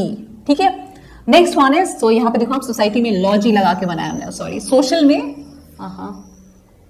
सोशल में लॉजी लगा दिया है तो क्या बन गया, sociology. The next one is acceptance, just a minute, next one is acceptance. अब आप यहां पे देखो एक्सेप्ट जो वर्ड है उस पर हमने क्या लगा दिया, ANCE, तो ये भी क्या बन गया, एक नाउन फॉर्म बन गया। एक्सेप्ट में ANC लगाते ही, अब जंप के साथ आपने ED लगाया तो वो क्या बन गया, एक पास्ट टेंस का वर्ब बन गया। Next one is forward. अब आप देखो जैसे मैंने आपको एग्जांपल में दिया था, फॉरवर्ड में आपने वर्ब लगा दिया WARD, so what does it mean, it shows direction, है ना, वो दिशा बता रहा है, दिशा बता रहा है कि आगे या फिर पीछे की तरफ। फेमस, अब आप देखो फेमस जो है वो, सॉरी फेमस में देखिए क्या है, fame is the root word, root word क्या है, फेम। ओके, और उसमें क्या लग गया, OUS, राइट। सो फेमस में भी देखिए लास्ट में E है, उसको हमें क्या करना है, स्किप करना है, यानी कि खा जाना है, छोड़ देना है, और बाकी चीजें OUS को कॉपी कर देना है। सो क्या बन गया, famous. So famous is also, अब OUS लगा तो क्या बन जाएगा, एडजेक्टिव बन जाएगा। स्लोली, अब देखिए स्लो जो रूट वर्ड है उसमें ली लगा दिया तो क्या बन गया, एडवर्ब बन गया। Next one is big, big में अगर आपने एस्ट लगा दिया तो what did it become, it became a superlative degree, ये सुपरलेटिव डिग्री बन गया एडजेक्टिव का, राइट, यानी कि सबसे बड़ा। अब ये ध्यान दें कि आपकी बिग गेस्ट, जब हम बोलते हैं बिगेस्ट, तो आप देखिए जी का थोड़ा सा लॉन्ग साउंड आ रहा है, राइट, थोड़ा सा लॉन्ग साउंड आ रहा है, थोड़ा हम इसको खींचे, बिगेस्ट, तो देखिए ग ऐसे सुना दिया तो double G will be there. So biggest, फिर क्या है, मैंगोज। अब मैंगोज में देखिए फिर से यहां पे भी ES लगा के हमने क्या कर दिया, उसको मैंगो का प्लूरल फॉर्म बना दिया। मैंगो सिंगुलर है यानी एक है, एक से ज्यादा है यानी कि प्लूरल बना देना, तो हमने उसमें ES लगा के सफिक्स मैंगो को मैंगोज कर दिया, प्लूरल बना दिया। So these are the ways we can make the words, the root words mean differently, है ना। हम ऐसे कर सकते हैं, सफिक्सेस को यूज करके वर्ड्स का मीनिंग पूरे तरीके से चेंज कर सकते हैं, उनका फॉर्म पूरे तरीके से चेंज कर सकते हैं। Now let's move on to the next question. Fill in the blanks using words given in the brackets by adding suitable suffixes. अब आपको क्या करना है, आपको suitable यानी कि जो सूट होता है वैसा सफिक्स यूज करना है, ठीक है, और ब्रैकेट में दे रखा है आपको मेन वर्ड यानी कि root word. So let's do it now. To communicate dash choose your words and topics. So देखो वर्ड इज इफेक्टिव, तो हमने कहां तक पढ़ा है, पूरा, आप पूरा पढ़ो, एक्चुअली एक सेंटेंस कंप्लीट पढ़ोगे, then you will get the idea how to fill in the blanks correctly, ठीक है, you'll get the sense of the sentence, you'll get the meaning of the sentence, and this is how you'll be able to find the correct answers. अब आप देखो यहाँ पे क्या है, to communicate यानी कि बात करने के लिए, अब यहाँ पे effective दे रखा है, तो effective का आप क्या करेंगे, इफेक्टिवली कर देंगे। To communicate, so how to communicate, effectively. So आप देखिए एडजेक्टिव्स जो मैंने आपको जब एडजेक्टिव्स पढ़ाया था तो आपको बताया था कि एडजेक्टिव्स कौन से क्वेश्चन का आंसर करते हैं। सो यहाँ पे देखिए इफेक्टिव में ली लगा दिया तो ये क्या बन गया, effectively. Now choose your words and topics dash. अब देखो वाइज में भी क्या आ जाएगा, वाइजली। अब ये चीज आपको कैसे पता चलेगी, देखिए first of all let's see कि जो डैश है उसके पहले कौन सा पार्ट ऑफ स्पीच दे रखा है। ओके, सो आपको पता है कम्युनिकेट क्या है आपका, सिर्फ कम्युनिकेट की बात करूंगी मैं अभी, 2+ इस कम्युनिकेट की बात नहीं करूंगी हियर, सिर्फ हम कम्युनिकेट की बात करेंगे। तो यहाँ पे क्या है, बात करना, कॉन्वर्स करना, बातचीत करना, है ना। तो यहाँ पे ये है हमारा वर्ब, है ना। वर्ब मीन्स वर्किंग वर्ब्स या फिर वर्क। तो अब आप देखिए वर्ब के आसपास जनरली क्या होता है, हमारा एडवर्ब होता है। देखिए नेम ही आ रहा है ना, एडवर्ब, राइट। सो वर्ब के आसपास ही रहता है ये। तो आप ये देखिए यहाँ पे वर्ब दे रखा है, तो आप इससे क्वेश्चन पूछ के दिया, how communicate, how to communicate, तो आंसर क्या आएगा, देखिए हाउ टू कम्युनिकेट, हाउ लगा दीजिए इसके आगे, हाउ टू कम्युनिकेट, ऐसा क्वेश्चन पूछिए, आंसर क्या आ जाएगा आपका, इफेक्टिवली। तो इसलिए हमने क्या पता किया कि अब हमें इसे एडवर्ब बना देना है, ली लगा देना है। सो कैसे पता चलेगा किस वर्ड में ली लगाना है, तो इस तरीके से आप क्वेश्चन पूछेंगे, हाउ टू कम्युनिकेट, तो आंसर क्या है, इफेक्टिवली। तो आप इफेक्टिव में ली लगा दिए, that's it. Choose your words and topics dash, अपने वर्ड्स को, अपने टॉपिक्स को कैसे चूज करिए, वाइजली चूज करिए। तो यहां पे भी देखिए आपको पता है एक जगह हमने यहां पे भी देखिए हाउ टू चूज, यहां पे भी वर्ड से पूछेंगे हम, हाउ टू चूज, तो आंसर क्या आया, वाइजली। तो वाइज में आप ली लगा दिए, मींस अगर आप ऐसे रीड करेंगे पूरा और इस तरीके से क्वेश्चंस करेंगे वर्ब से, वर्ब यहाँ पे चूज है, तो इस तरीके से आप पता कर सकते हैं कि एडवर्ब बनाना है, एडजेक्टिव बनाना है, नाउन बनाना है, सिंगुलर बनाना है, प्लूरल बनाना है, ये सब आपको पता चल जाएगा। Okay, so here avoid dash, और कौन सा सफिक्स लगाना है ये भी पता चल जाएगा। Avoid dash things you don't know much about or that could upset someone, तो ऐसी डैश अवॉइड करिए, ऐसी चीजें से बचिए जो आपको ज्यादा, जिसके बारे में पता नहीं है, या फिर कोई जिससे अपसेट हो सकता है, सैड हो सकता है, उदास हो सकता है। तो ऐसी चीजें जो किसी को उदास कर सकती है या जो जिसके बारे में हमें ज्यादा पता ही नहीं है, उन चीजों से हमें बचना चाहिए। तो अब आप देखो यहाँ पे क्या आएगा, अवॉइड, यानी कि बिल्कुल उस चीज से दूर रहे। ओके, सो दूर है, अब मैंने क्या बोला, उस चीज से दूर रहे, आप ऐसे बोलेंगे किसी चीज से दूर रहना। तो अब आप देखो चीज मतलब क्या हो गया, चीज का नाम होता है ना, everything has got a name, right, things का नेम होता है, तो नेम मीन्स नाउन। तो अब आपको क्या करना है, इसका नाउन फॉर्म डाल देना है, डिस्कस का। इस तरीके से आपको मीनिंग सोचना पड़ेगा।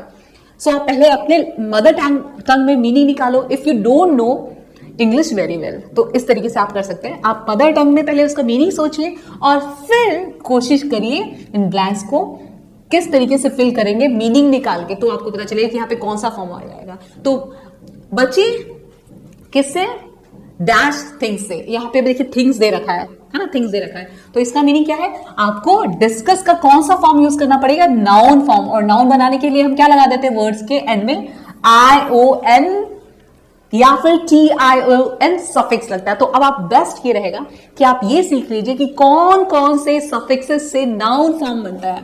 तो ली वाली पूछ तो आपको पता है वो सिर्फ और सिर्फ एडवर्ब में आता है, शन या ION ये लगता है हमारे नाउन फॉर्म में। तो इसलिए क्या हो गया, अवॉइड डिस्कशन, किस चीज से बचिए, डिस्कशन से बचिए। सो डिस्कशन कर दिया हमने, ION लगा के, नाउ ये हमने नाउन फॉर्म बना दिया। Now let's go ahead, remember to be dash towards others. अब पूरा पढ़िए कि ताकि आपको मीनिंग समझ आए।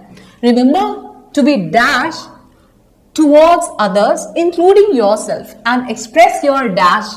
अब आप देखिए रिमेंबर, अब पूरा अगर आपको नहीं समझ आ रहा, आपको लगता है आप पूरा पढ़ेंगे सेंटेंस तो आप शायद मीनिंग ना समझ आए, break the sentences into smaller parts. तो ये देखिए मैं अभी सिर्फ अदर्स तक पढ़ती हूँ। रिमेंबर अगर बड़े सेंटेंसेस है तो remember to be dash in bracket respect towards others. So remember to be respectful.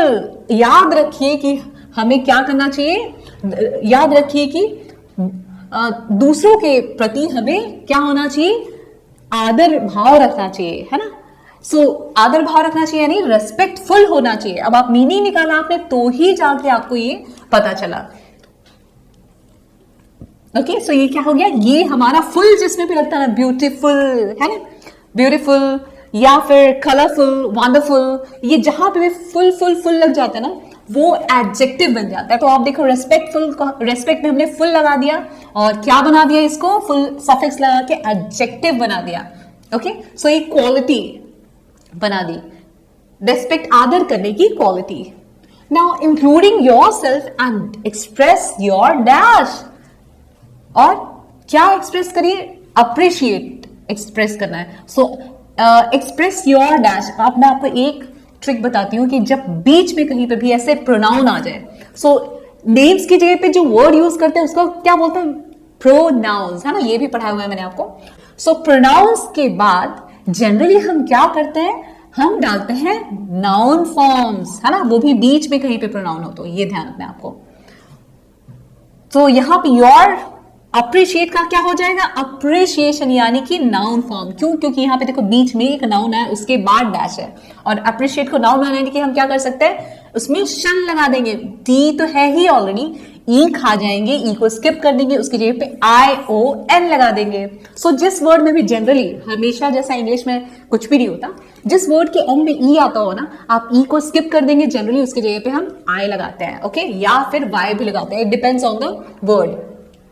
सो आप देखो अप्रिशिएट को हमने क्या बना दिया, appreciation. Okay, so express your appreciation, मतलब आप जो है ना लोगों को किस तरीके से वैल्यू करते हैं, उनकी कीमत समझते हैं, वो आप एक्सप्रेस करिए, जताइए लोगों को। So finally always be responsive by replying promptly to communicate. जब भी अंत में आपको क्या ध्यान रखना है किसी से बातचीत करते वक्त, कि हमेशा आप रिस्पॉन्सिव रहिए, मीन्स रिएक्ट करिए। आर फॉर रिस्पॉन्सिव, और रिस्पॉन्सिव की स्पेलिंग में भी क्या आ रहा है, आर ई, तो रिएक्ट करना सीखिए।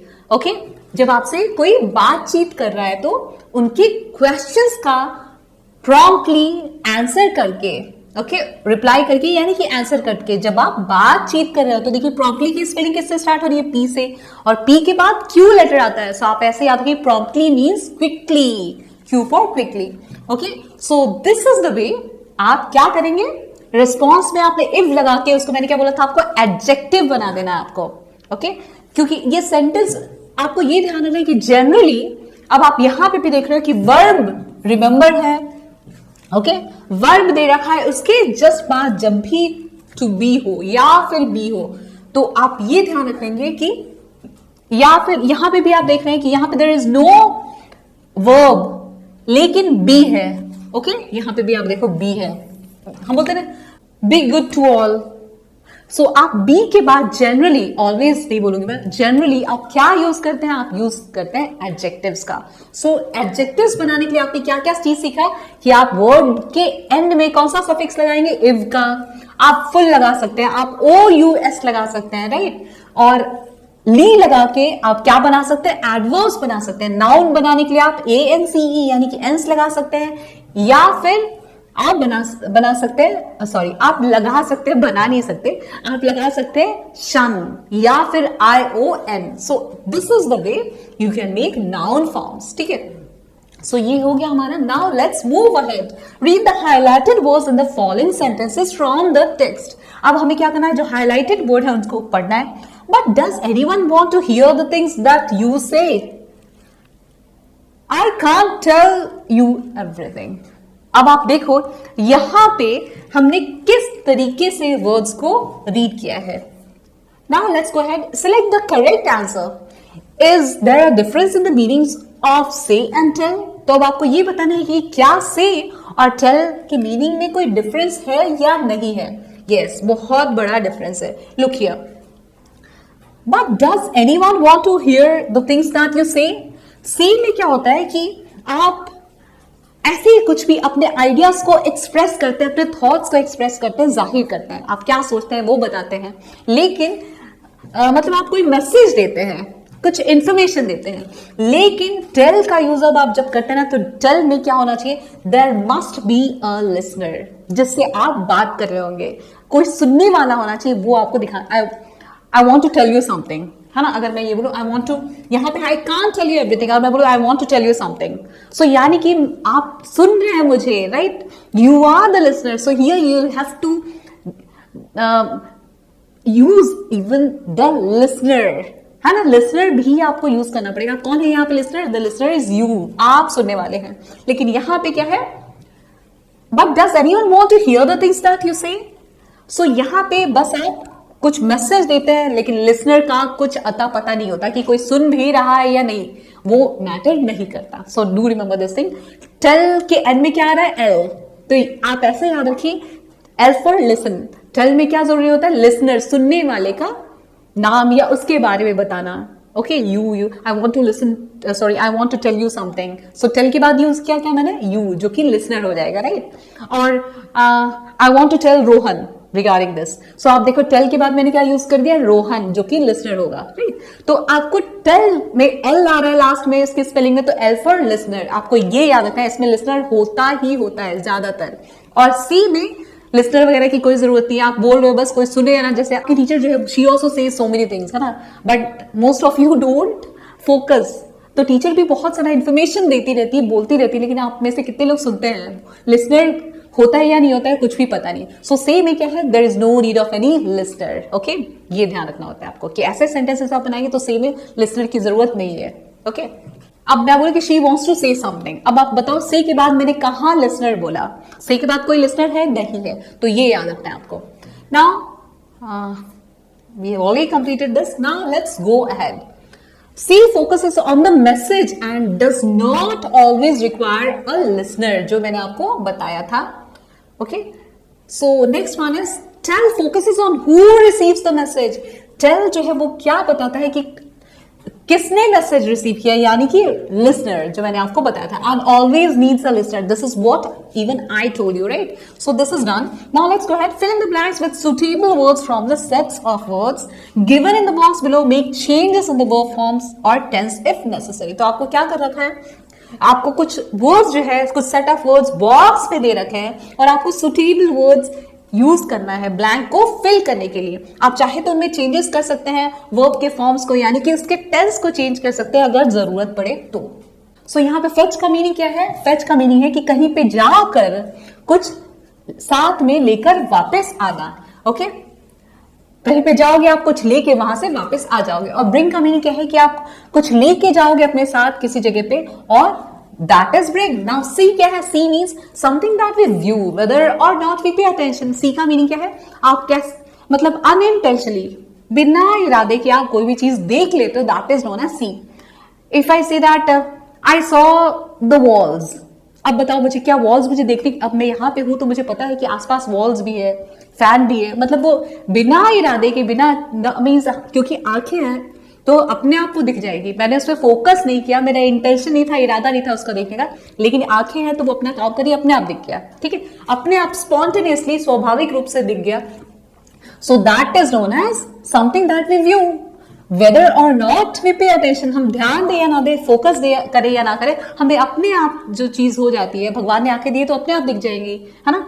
हम बिना फोकस किए भी हमें पता है कि आस पास हमारे क्या है ना, तो दिख जाता है हमें। तो जब बिना इरादे के आप जब कोई चीज देखते हो, बिना ध्यान दिए कोई चीज आपको दिख जाती है, तो दैट इज नोन एज सी।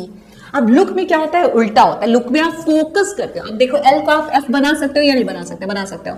तो आप ये याद रखो कि फोकस, ओके, यहाँ पे लुक में क्या होता है? फोकस करना पड़ता है ना, आपको ध्यान देना पड़ता है किसी स्पेसिफिक डायरेक्शन में, है ना, तब आप लुक, इसलिए टीचर बोलते लुक हियर। टीचर कभी नहीं बोलते see here. Look here means यहां पे, इस डायरेक्शन में, इस दिशा में ध्यान दो। ओके, सो अगर टीचर बोली सी हियर तो आप चाहो तो नहीं भी ध्यान दोगे तो चलेगा लेकिन अगर टीचर बोलते लुक हियर तो यानी कि आपको ध्यान देना ही है, ओके, किसी डायरेक्शन में। लिव, सो आपकी आंखों को आपको फोकस करना पड़ता है ना, किसी पर्टिकुलर स्पेसिफिक दिशा में। अब लिव क्या है? परमानेंट प्लेस और रेजिडेंस, आप जहां पे रहते हैं, तो परमानेंट एड्रेस जो होता है आपका, जहां पे आप रहते हैं, for that we use the verb live. और स्टे किसके लिए आप यूज करते हैं? स्टे में देखिए आप क्या है? टी है और टे साउंड आ रहा है, थोड़ा सा स्टे अगर आप बोलेंगे तो टे, तो यहां पे आप देखिए टे साउंड आ रहा है, तो आप ऐसे याद रखिए टीई, यहां पे भी टे है। So temporary presence in a location as a guest और विजिटर, आप किसी भी जगह पे स्टे कर रहे हैं मतलब कि आप ठहर रहे हैं। तो ठहरते तो आप कुछ ही देर के लिए ना किसी जगह पे। सो किसी जगह पे आप थोड़ी देर के लिए गए हो, गेस्ट बन के या फिर विजिटर बन के, किसी से मिलने जाना है तो इसके लिए, या घूमने जाना है तो आप कहीं ठहरते हो तो उसे हम बोलते हैं stay.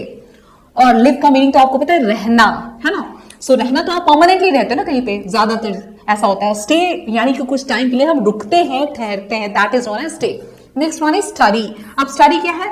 Spend time learning something as a part of formal education. जब आप किसी भी चीज को फॉर्मली स्कूल्स में जाके, कॉलेजेस में जाके, कहीं पे जाके पूरा उसके बारे में डिटेल में पढ़ते हैं तो that is known as study करते हैं, उस पर टाइम देते हैं उस चीज को सीखने में, तो that is known as study. अब आप स्कूल में भी क्या करने जाते हैं? स्टडी करने जाते हैं, क्योंकि वो स्कूल एक इंस्टीट्यूशन है, एक ऑर्गेनाइजेशन है जहां पे पढ़ाई के लिए आप जाते हैं, वहां पे ध्यान रखते हैं, चीजों को सीखते हैं, टाइम बिता के समझने की कोशिश करते हैं। अब लर्न क्या है? लर्न का मीनिंग है गेन नॉलेज, है ना। सो आप ये देखिए, ये स्पेंड की स्पेलिंग में स्टडी की स्पेलिंग में स्पेंड का एस भी आ रहा है, तो आप ऐसे, और एस के बाद क्या आ रहा है स्टडी की स्पेलिंग में टी, तो आप ऐसे याद रखिए स्पेंड टाइम, एस टी, है ना। तो आप जहां पे स्पेंड टाइम करते हैं किसके लिए? लर्न करने के लिए, और वो भी कहां पे? फॉर्मल एजुकेशन, मतलब स्कूल्स वगैरह में जाके, कॉलेजेस में जाके, ओके, यूनिवर्सिटीज में जाके। अब लर्न का मीनिंग क्या है? नॉलेज गेन करना, स्किल सीखना। कैसे? स्टडी करके या फिर एक्सपीरियंस से, ध्यान से पढ़ के, अच्छे से टाइम देके किसी चीज को डिटेल में पढ़ के, या फिर एक्सपीरियंस के जरिए, तो that is known as learning, okay, या फिर लर्न। नेक्स्ट वन है स्पीक। अब स्पीक का मीनिंग क्या है आपको पता है? Express thoughts.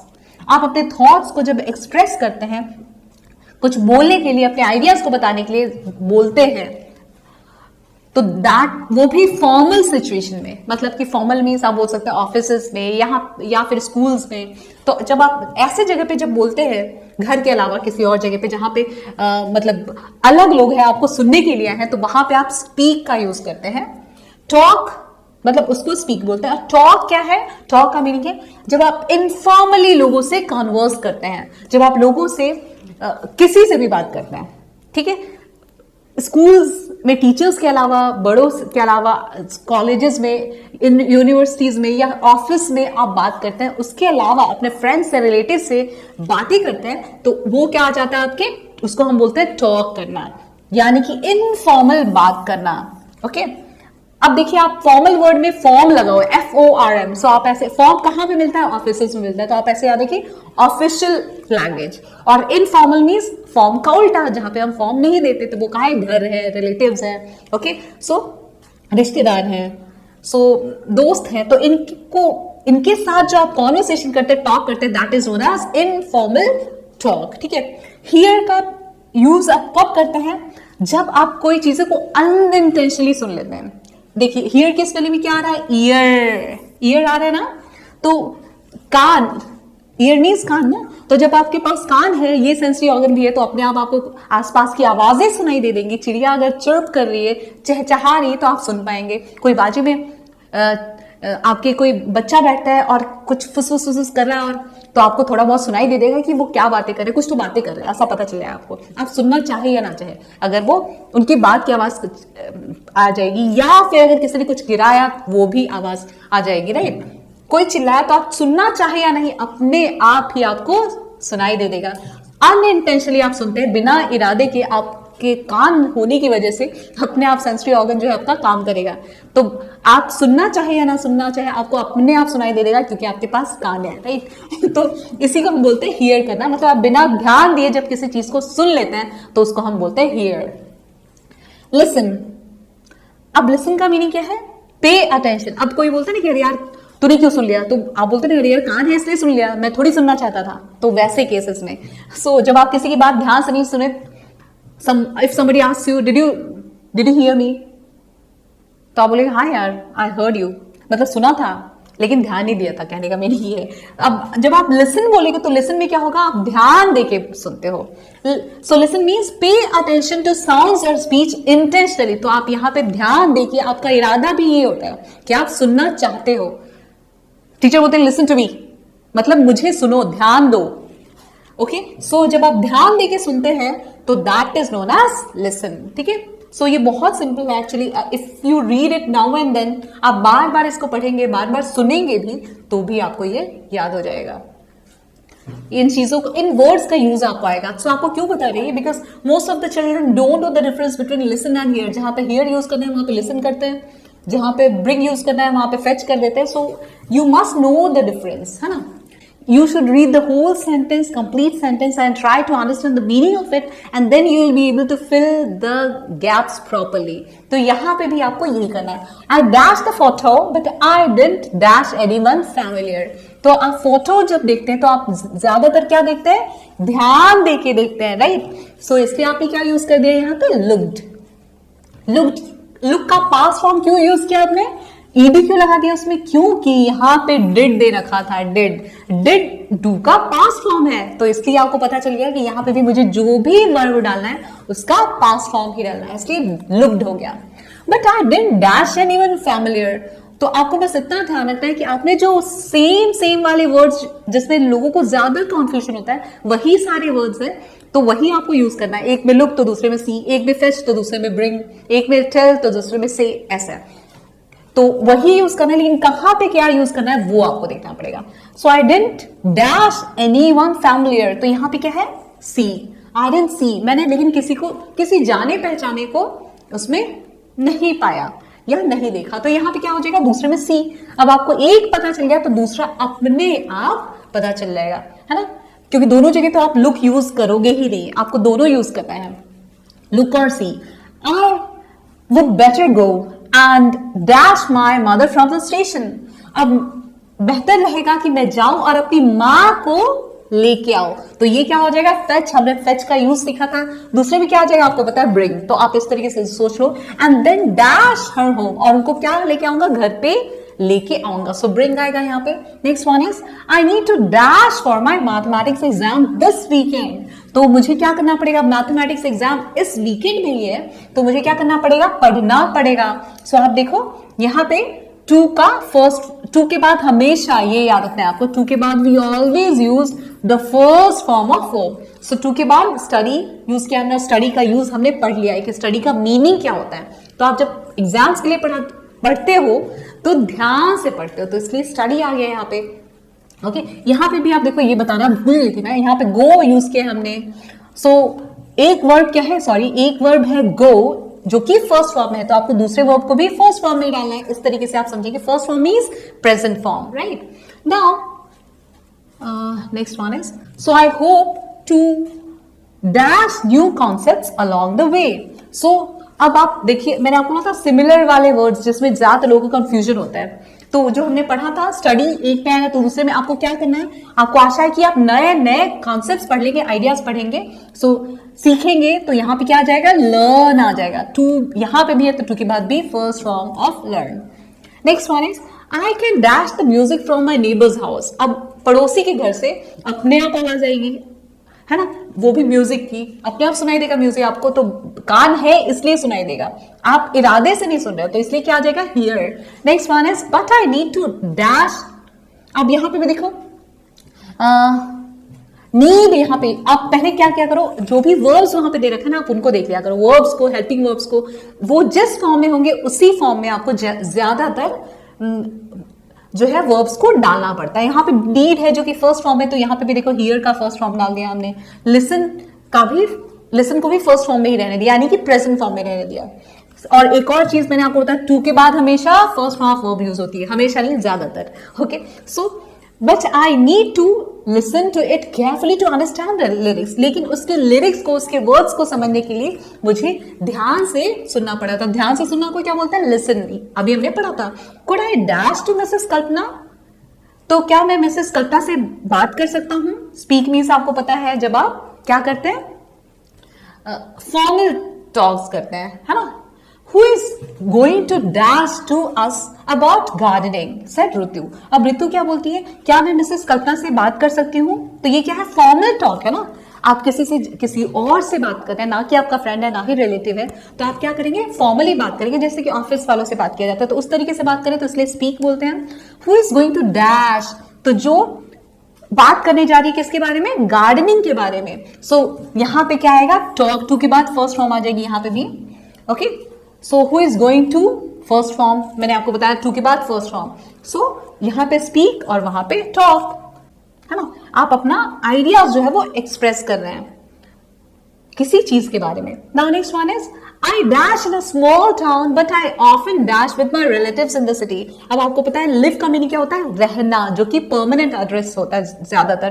तो अब आप देखिए मैं एक छोटे टाउन में रहती हूं, तो इसलिए क्या आ गया यहाँ पे, लिव आ गया। बट अब लिव का फर्स्ट फॉर्म, ये ध्यान रखना है आपको, but I often dash with my relatives in the city. तो अब आपको कैसे पता चलेगा, प्रेजेंट फॉर्म यानी कि फर्स्ट फॉर्म यूज करेंगे, वो सेंटेंस को पढ़ के आपको पता चलेगा। तो मैं एक छोटे से टाउन में रहती हूँ, लेकिन अक्सर मैं अपने रिलेटिव्स के यहाँ पे ठहरती हूँ। सो आप देखो यहाँ पे क्या है, स्टे मतलब ठहरना, रुकना, जो कि शहर में रहते हैं उनके पास ये ठहरती है थोड़ी देर के लिए। तो इस तरीके से आपको मीनिंग को समझते हुए फिल करना है। Next one is read the following sentences from the text and underline the verbs. अब आपको ये पढ़ना है और वर्ब्स को अंडरलाइन करना है। वर्ब्स मींस वर्किंग वर्ड्स को। They dash in London before, तो अब आप देखो वो लंदन में पहले रहते थे, राइट, तो लिव्ड आ जाएगा यहाँ पे। फिर क्या है, I met her in a shop and asked her to come. So आप देखो यहाँ पे क्या है, I met her in a shop and asked her to come. अब यहाँ पे वर्किंग वर्ड्स कौन सा वर्ड, अब आप बोलोगे मैम ये वर्किंग वर्ड कैसे है, लिव्ड, रहना कोई काम है क्या? हाँ, आपका बॉडी पार्ट जो भी काम करता है ना उसे हम क्या मानते हैं, वर्ब मानते हैं। तो लिव, रहना भी तो, रहने का काम कौन कर रहा है, आपका बॉडी ही कर रहा है ना, आप ऐसे याद रखो। तो ये क्या हो गया हमारा verb. Next one is, this is wrong, sorry ये रॉन्ग है। ये मेट जो है वो वर्ब है, this is the verb, verb का पास्ट फॉर्म है। यहाँ पे भी लिव का पास्ट फॉर्म है और यहाँ पे मीट का पास्ट फॉर्म है, यानी कि सेकेंड फॉर्म है दोनों जगह पे। सो मेट क्या है, वर्ब है ना, किसी से मिलना, ये आपका बॉडी करता है। सो इसे हम क्या बोलते हैं, सॉरी इसे भी हम बोलेंगे वर्ब। ओके, नेक्स्ट एक और वर्ब है यहाँ पे, दैट इज आस्क, यानी कि पूछना। तो ये भी क्या, asked is also a verb here. तो आपका बॉडी पार्ट ही ये काम करता है ना पूछने का। सो this is also verb. So verb means work, है ना, वर्क शो करने वाले वर्ड ज्यादातर वही होता है। Now let's go ahead, as you know the verbs you have underlined are in simple past tense. तो जैसे कि आपको पता है कि ये वर्ड्स जो आपने अंडरलाइन किए हैं वो कौन से टेंस में है, सिंपल पास्ट टेंस में है। Actions that happened in the past और डिस्टेंट पास्ट, वो सारे वर्क, यहाँ पे मैं वर्क बोलती हूँ ज्यादातर, एक्शन नहीं बोलती, क्योंकि ज्यादातर बच्चे action means dish dish dish करने लग जाते हैं। सो हियर एक्शन नहीं, मैं बोलती हूँ work that happened in the past, वो काम जो कि पास्ट में हुआ, ये बोल सकते हैं बहुत टाइम हो गया किसी काम को हुए पास्ट में। सो उसके लिए आप किसका यूज करते हैं, सिंपल पास्ट टेंस का। Read the following sentence from the text and underline the verb. अब यहाँ पे भी आपको क्या करना है, सेंटेंस को पढ़ना है और वर्ब को अंडरलाइन करना है। तो यहाँ पे वर्ब क्या है, आप देखो हेल्पिंग वर्ब भी है, आपको देखो हैज हेल्पिंग वर्ब, बीन भी हेल्पिंग वर्ब है, बी का थर्ड फॉर्म है बीन, बी का थर्ड फॉर्म है बीन। ओके, थर्ड फॉर्म यानी पास्ट पार्टिसिपल फॉर्म। और स्टेइंग जो है वो कौन से फॉर्म में है, कॉन्टिन्यूअस फॉर्म में है। ओके, कॉन्टिन्यूअस, इंग लगा हुआ ना इसमें, कॉन्टिन्यूअस। ओके, कॉन्टिन्यूअस टेंस में है। तो अब देखो कौन सा टेंस आ गया ये, और ये हेल्पिंग वर्ब किसका है, अगर आपको याद हो तो मैंने आपको पढ़ाया था, ये हेल्पिंग वर्ब है परफेक्ट टेंस का। जब आप परफेक्ट हो जाते हैं तो क्या हो जाते हैं, हैप्पी। ओके, तो आप क्या करते हैं, हैप्पी हो जाते हैं तो कैसे हंसते हैं, हा हा हा, यानी कि आपको हेल्पिंग वर्ब्स हा हा हा वाला आएगा। और वो भी कौन सा, हैज क्या है, प्रेजेंट है ना। सो प्रेजेंट का हेल्पिंग वर्ब है हैज, और सॉरी प्रेजेंट टेंस का परफेक्ट टाइप है ना, परफेक्ट टाइप। तो परफेक्ट का हेल्पिंग वर्ब क्या है, हा हा, हैज है। नेक्स्ट है बीन, जो कि थर्ड फॉर्म ऑफ बी है। ओके, सो आपको पता है हैज हैव के बाद हम कौन सा फॉर्म ऑफ वर्ब लगाते हैं, हा हा हा के बाद, हैज हैव हैड के बाद, ये थ्री है तो इनके साथ हम हमेशा थर्ड फॉर्म ऑफ वर्ब लगाते हैं। तो बी का देखो आप थर्ड फॉर्म हो गया यहाँ पे, परफेक्ट के साथ हम हमेशा कौन सा फॉर्म ऑफ वर्ब लगाते हैं, थर्ड फॉर्म। अब नेक्स्ट स्टेइंग कौन से फॉर्म में, इंग लगा हुआ है इसमें, तो ये कौन से फॉर्म में हो गया, कौन से फॉर्म में हो गया, ये हो गया कॉन्टिन्यूअस फॉर्म में, राइट। सो ये टेंस हो गया present perfect continuous. Okay, present perfect continuous tense. Okay, so इस तरीके से आप ये समझेंगे। हो गया हमारा। Now let's go ahead, the verb you have underlined is in present perfect continuous tense. Yes, देखो आप सेम चीज बोला है यहाँ पे, present perfect continuous tense. So अगर आपको परफेक्ट टेंस या कॉन्टिन्यूअस टेंस की वीडियोस देखनी है तो आप प्रीवियस लेसन्स को चेक कर सकते हैं, उन वीडियोस को, उसमें मैंने अच्छे से समझा रखा है। We use present perfect continuous tense has और हैव। मैंने आपको बताया था हैज में एस लगा हुआ है तो ये सिंगुलर सब्जेक्ट्स के साथ यूज होगा, हैव जो है प्लूरल के साथ यूज होगा। So has plus have plus been plus verb plus ing to indicate the duration of an action that started in the past and continued in the present moment। तो आप present perfect tense का use कब करते हैं? जब आपको ये बताना है कि कोई वर्क, कोई काम जो है वो पास्ट में स्टार्ट हुआ है एंड अभी भी कंटिन्यूअसली चल रहा है, तो ये बताने के लिए आप प्रेजेंट परफेक्ट कॉन्टिन्यूअस टेंस का यूज करते हैं। और फॉर्मूला आपको पता है। अब देखिए प्रेजेंट परफेक्ट, तो देखिए प्रेजेंट के बाद क्या आ गया? परफेक्ट। तो परफेक्ट का हेल्पिंग वर्ब चुराइए आप। परफेक्ट का हेल्पिंग वर्ब क्या है? Has have. उसके बाद क्या चुरा है हमने? हैज हैव के बाद कौन सा फॉर्म ऑफ वर्ब आता है? थर्ड फॉर्म आता है। तो आप देखिए बी का थर्ड फॉर्म लगा दिया हमने, बीन। अब बी का थर्ड फॉर्म ही क्यों लाया यहाँ पे? क्योंकि देखिए ये कॉन्टिन्यूअस भी है ना इसके नाम में, और कॉन्टिन्यूअस सी लेटर से स्टार्ट हो रहा है। सी के पहले कौन सा लेटर आता है? बी। तो यानी कि आपको बी वाले हेल्पिंग वर्ब्स भी यूज करना है। तो पहले हमने परफेक्ट का हेल्पिंग वर्ब लगाया हैज हैव। उसके बाद let me change the colour, it will be better. So आप देखो अब यहां पे जस्ट अ मिनट। सो आप देखो यहां पे हम क्या कर रहे हैं? परफेक्ट का हेल्पिंग वर्ब क्या आ गया? Has have. ओके, कॉन्टिन्यूअस भी आ रहा है तो कॉन्टिन्यूअस में कौन सा हेल्पिंग वर्ब आता है? बी, है ना। सी कॉन्टिन्यूअस का फर्स्ट लेटर है, उसके पहले कौन सा लेटर आता है? बी। तो आपको याद रखना है ना, मैंने आपको पढ़ाया कॉन्टिन्यूअस में बी हेल्पिंग वर्ब आता है, तो इसलिए हमने क्या किया? बी का, लेकिन कौन सा फॉर्म आएगा? बी का थर्ड फॉर्म। तो बी जो हेल्पिंग वर्ब है उसका थर्ड फॉर्म लगाना पड़ेगा। क्यों? क्योंकि हैज हैव के साथ हमेशा थर्ड फॉर्म ऑफ वर्ब हम लगाते हैं। हो गया? इस वजह से हमने यहाँ पे इस तरीके से आप रिलेट करोगे तो याद रहेगा। परफेक्ट का हैज हैव हेल्पिंग वर्ब चुराया है, कॉन्टिन्यूअस का बी वाला हेल्पिंग वर्ब चुराया, लेकिन वो थर्ड फॉर्म में हुआ क्योंकि हैज हैव हेल्पिंग वर्ब है बी। ओके, अब आगे बढ़ते। कॉन्टिन्यूअस के स्पेलिंग में क्या आ रहा है? इंग। तो अब आप देखो वर्ब की फर्स्ट फॉर्म के साथ आप क्या लगा देंगे? इंग लगा देंगे। तो इस तरीके से आपको ये याद रखना है कि प्रेजेंट परफेक्ट कॉन्टिन्यूअस टेंस में कौन सा हेल्पिंग वर्ब आएगा, कौन सा फॉर्म ऑफ वर्ब आएगा। अब Mrs Shaw has been preparing the room since the morning for Mrs Haring and Mrs Lee's visit. अब मिसेस शॉ जो है वो सुबह से ही रूम को प्रिपेयर कर रही है, रेडी कर रही है, तैयार कर रही है। किस लिए? क्योंकि मिसेस हारिंग और मिसेस ली आने वाले हैं मिलने के लिए। Okay, an action that was ongoing in the recent past with its results evident now. The focus is on the ongoing activity rather than its completion. तो बस आप इतना सब कुछ टेंशन मत लो, सिर्फ इतना याद रखो कि जो वर्क पास्ट पे स्टार्ट हुआ और अभी भी कॉन्टिन्यूअसली चल रहा है, तो आप प्रेजेंट परफेक्ट कॉन्टिन्यूअस टेंस का यूज करने वाले हैं। अब लेट्स गो अहेड और ये देखिए आप, Mrs Shaw has been cleaning the room since the morning. The room looks spotless now. अब वो रूम जो है वो उन्होंने पास्ट में क्लीन करना स्टार्ट किया और अभी भी क्लीन कर रही है। कहने का मीनिंग ये है, सुबह से ही उन्होंने स्टार्ट कर दिया था।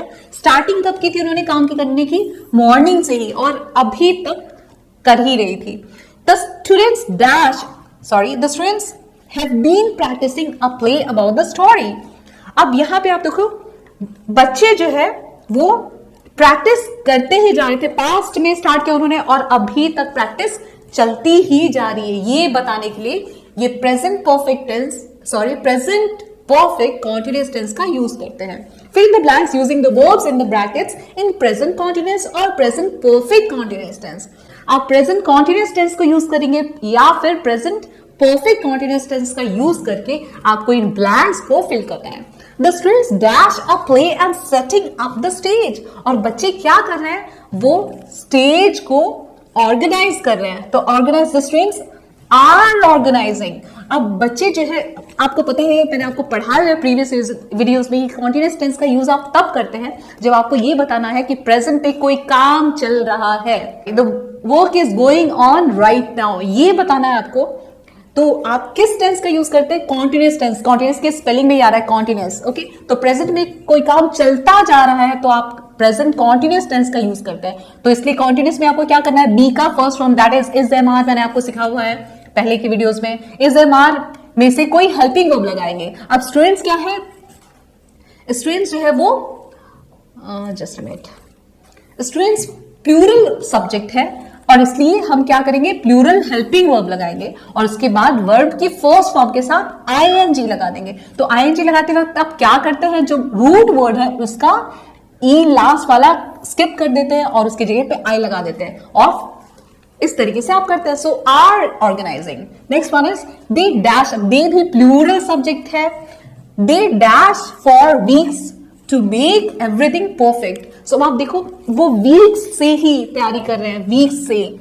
तो ये ध्यान रखो आप कि जब टाइम वर्ड्स के साथ लाइक वीक्स हो गया, ओके, या फिर डेज हो गया, several days, okay, morning, evening, Monday, Saturday, जनवरी, फरवरी, कोई ईयर का नेम, कोई टाइम दे दिया, उसके पहले अगर सिंस या फॉर लगा है, टाइम वर्ड के पहले सिंस या फॉर लगा है, तो आप समझ जाओ कि ज्यादातर कौन सा टेंस होगा, प्रेजेंट परफेक्ट कॉन्टिन्यूअस टेंस होगा। तो आप देखो यहाँ पे आप वही फॉर्मूला लगा दीजिए। जब जैसे आपको फॉर दिखे या सिंस दिखे टाइम वर्ड के पहले, वीक टाइम वर्ड है ना, उसके पहले दिख जाए तो आप क्या करेंगे, आप प्रेजेंट परफेक्ट कॉन्टिन्यूअस टेंस का फॉर्मूला लगा देंगे। सो दे प्लूरल सब्जेक्ट है इसलिए हैव लगा दिया उसके साथ। हमें पता चल गया कि ये फॉर की वजह से कि प्रेजेंट परफेक्ट कॉन्टिन्यूअस टेंस है। सो बच्चे हफ्तों से तैयारी कर रहे थे ना हर चीज परफेक्ट करने की, तो इसलिए क्या हो जाएगा, दे प्लूरल है तो प्लूरल वर्ब लगाया, हेल्पिंग वर्ब हैव, उसके बाद बी का थर्ड फॉर्म बीन और प्रिपेयर्ड में इन लगा दिया, हो गया, इसका भी ई स्किप कर दिया, खा लिया। सो इस तरीके से आप करेंगे, they have been preparing. Next one is the performers, यहाँ पे सब्जेक्ट प्लूरल है, ओके। फिर अब आप देखो the performers dash every day and their excitement. अब आप देखो यहां पे अब आपको the performers dash rehearse every day.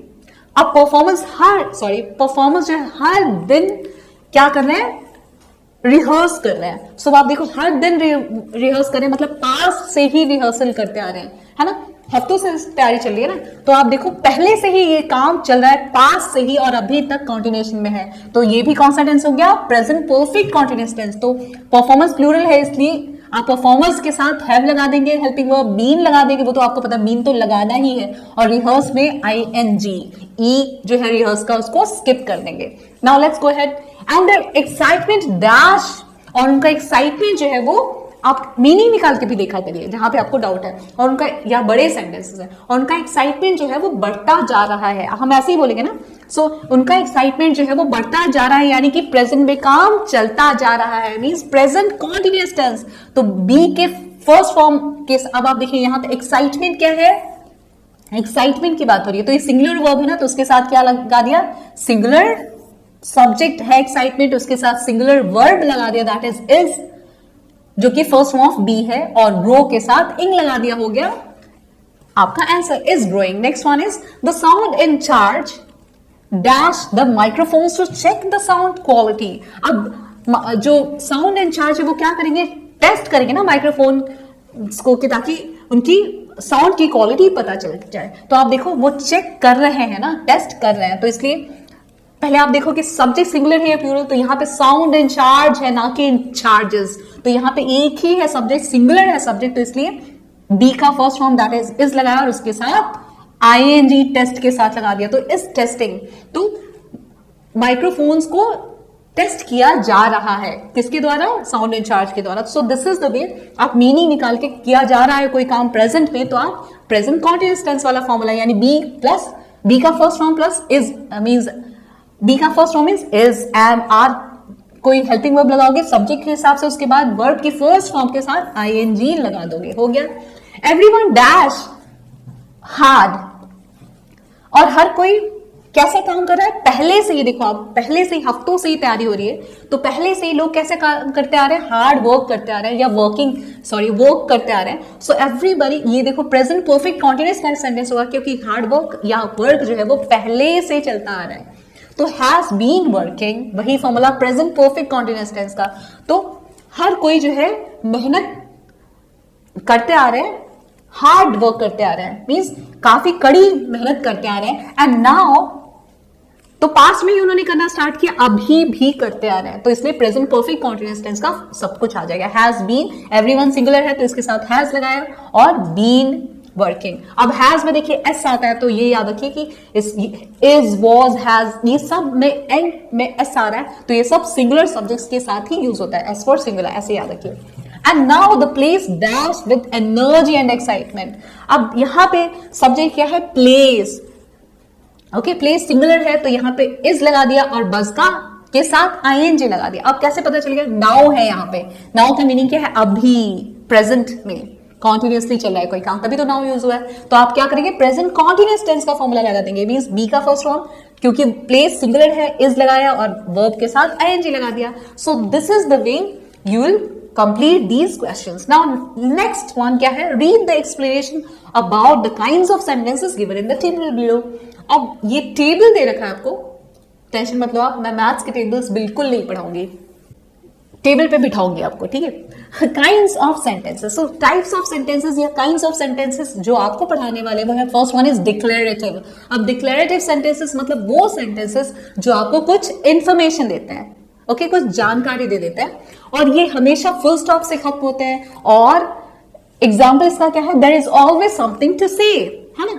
अब ये अब क्या बता रहे हैं, कुछ इंफॉर्मेशन दे रहे हैं, या फिर किसी चीज की स्टेट बता रहे हैं। स्टेट मतलब यहाँ पे महाराष्ट्र, गुजरात, तमिलनाडु, केरला, ये सब नहीं, राजस्थान। यहाँ पे स्टेट का मीनिंग है कंडीशन, है ना, किसी भी चीज की कंडीशन के बारे में, सिच, ओके।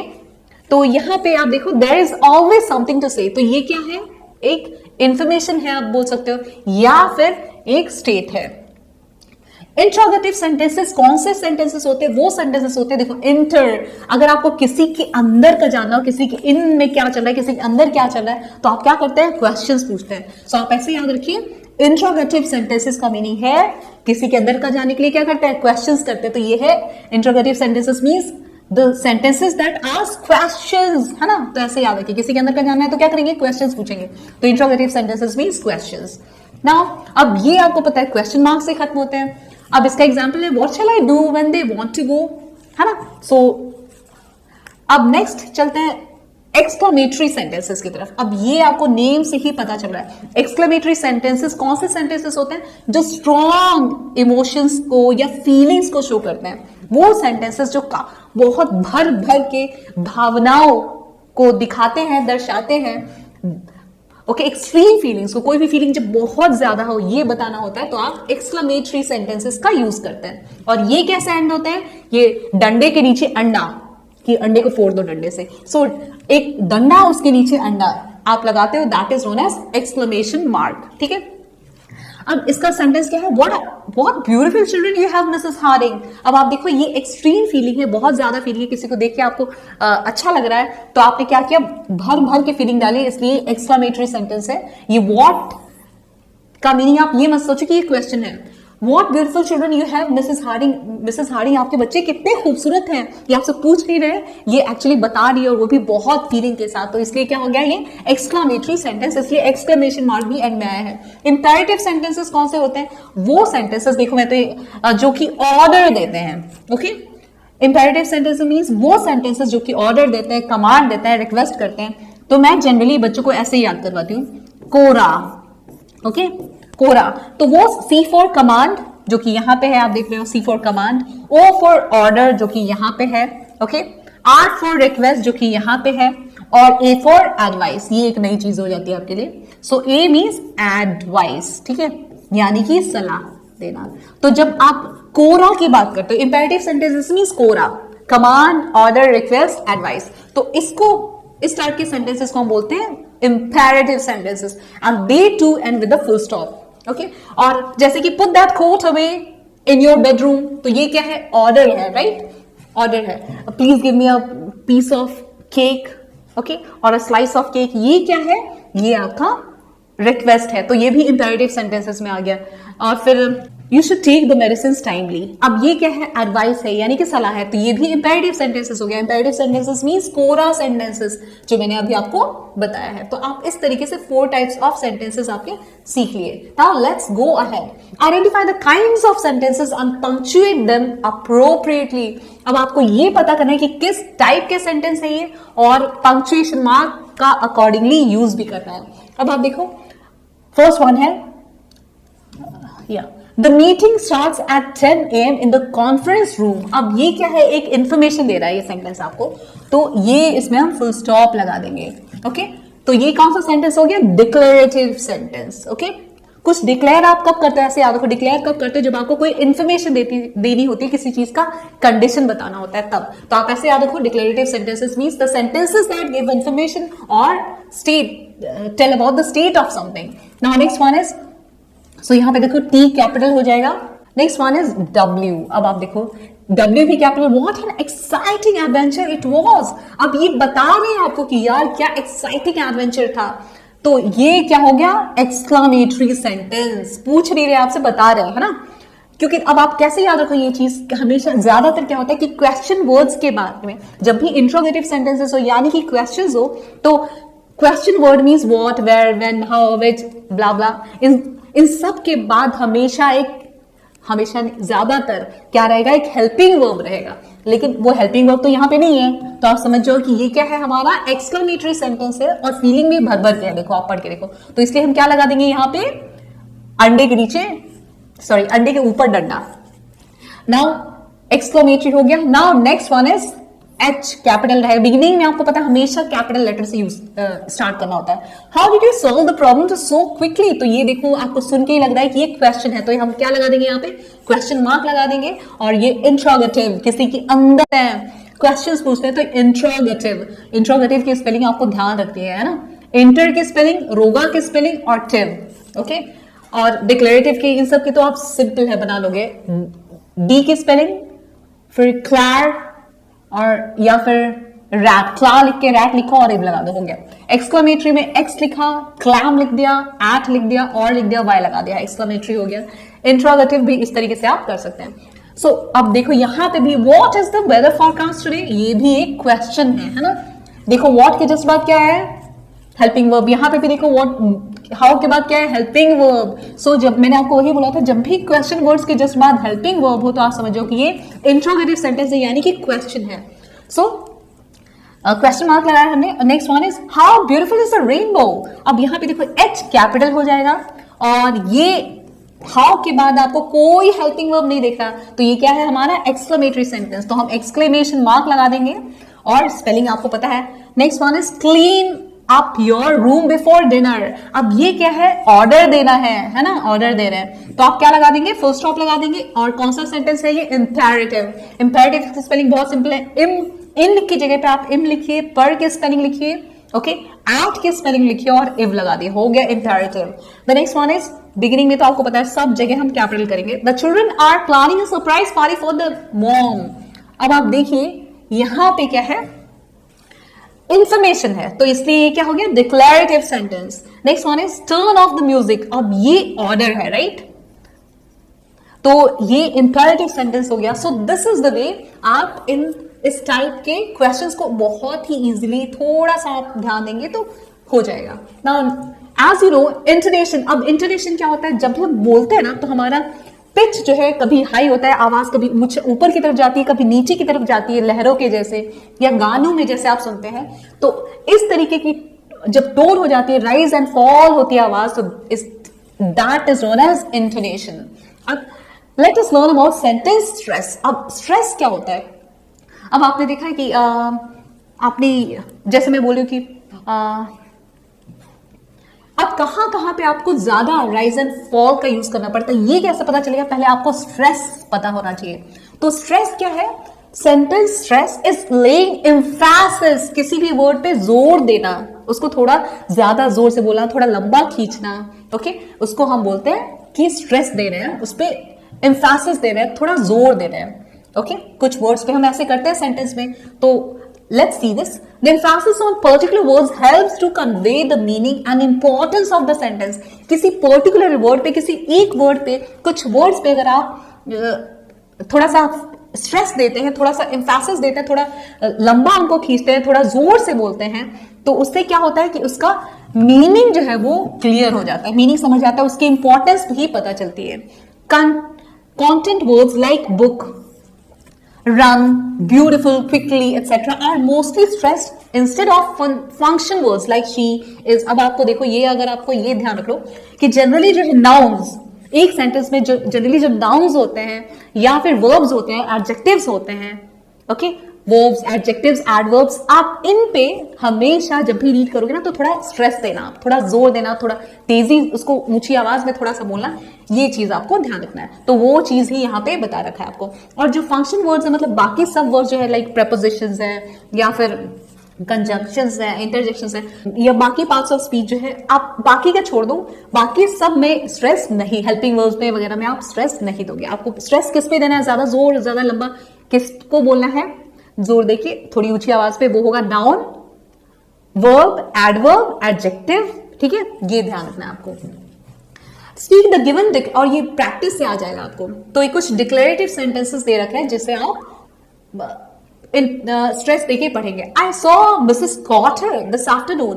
अब आप देखो यहाँ पे I saw Mrs Cotter this afternoon, तो यहाँ पे जोर क्या देना है हमें, नाउन पे, यानी कि नेमिंग वर्ड्स पे। तो मिसेस कॉटर पे हमने ज्यादा ध्यान दिया। Use following intonation towards end of the sentence as declarative sentences usually have following intonation. तो जहां पे भी आपको इंफॉर्मेशन देना हो, किसी चीज की कंडीशन बतानी हो, यानी कि डिक्लेरेटिव सेंटेंसेस आपको बोलना हो, तो वो वहां पे क्या होता है कि उनका फॉलिंग टोन होता है। हम ज्यादा चिल्ला के नहीं बोलते हैं, ज्यादा स्ट्रेस देके नहीं बोलते हैं। तो stress the words like Mrs. Cotter. Remember, stress does not mean to say the word louder than others. It means to say a word with more emphasis than other words. आप बाकी word से थोड़ा सा ऊंचा उसको बोलेंगे, थोड़ा सा लंबा खींचेंगे कि ताकि उसका इंपॉर्टेंस पता चले। Remember, stress does not mean to say the word louder than others.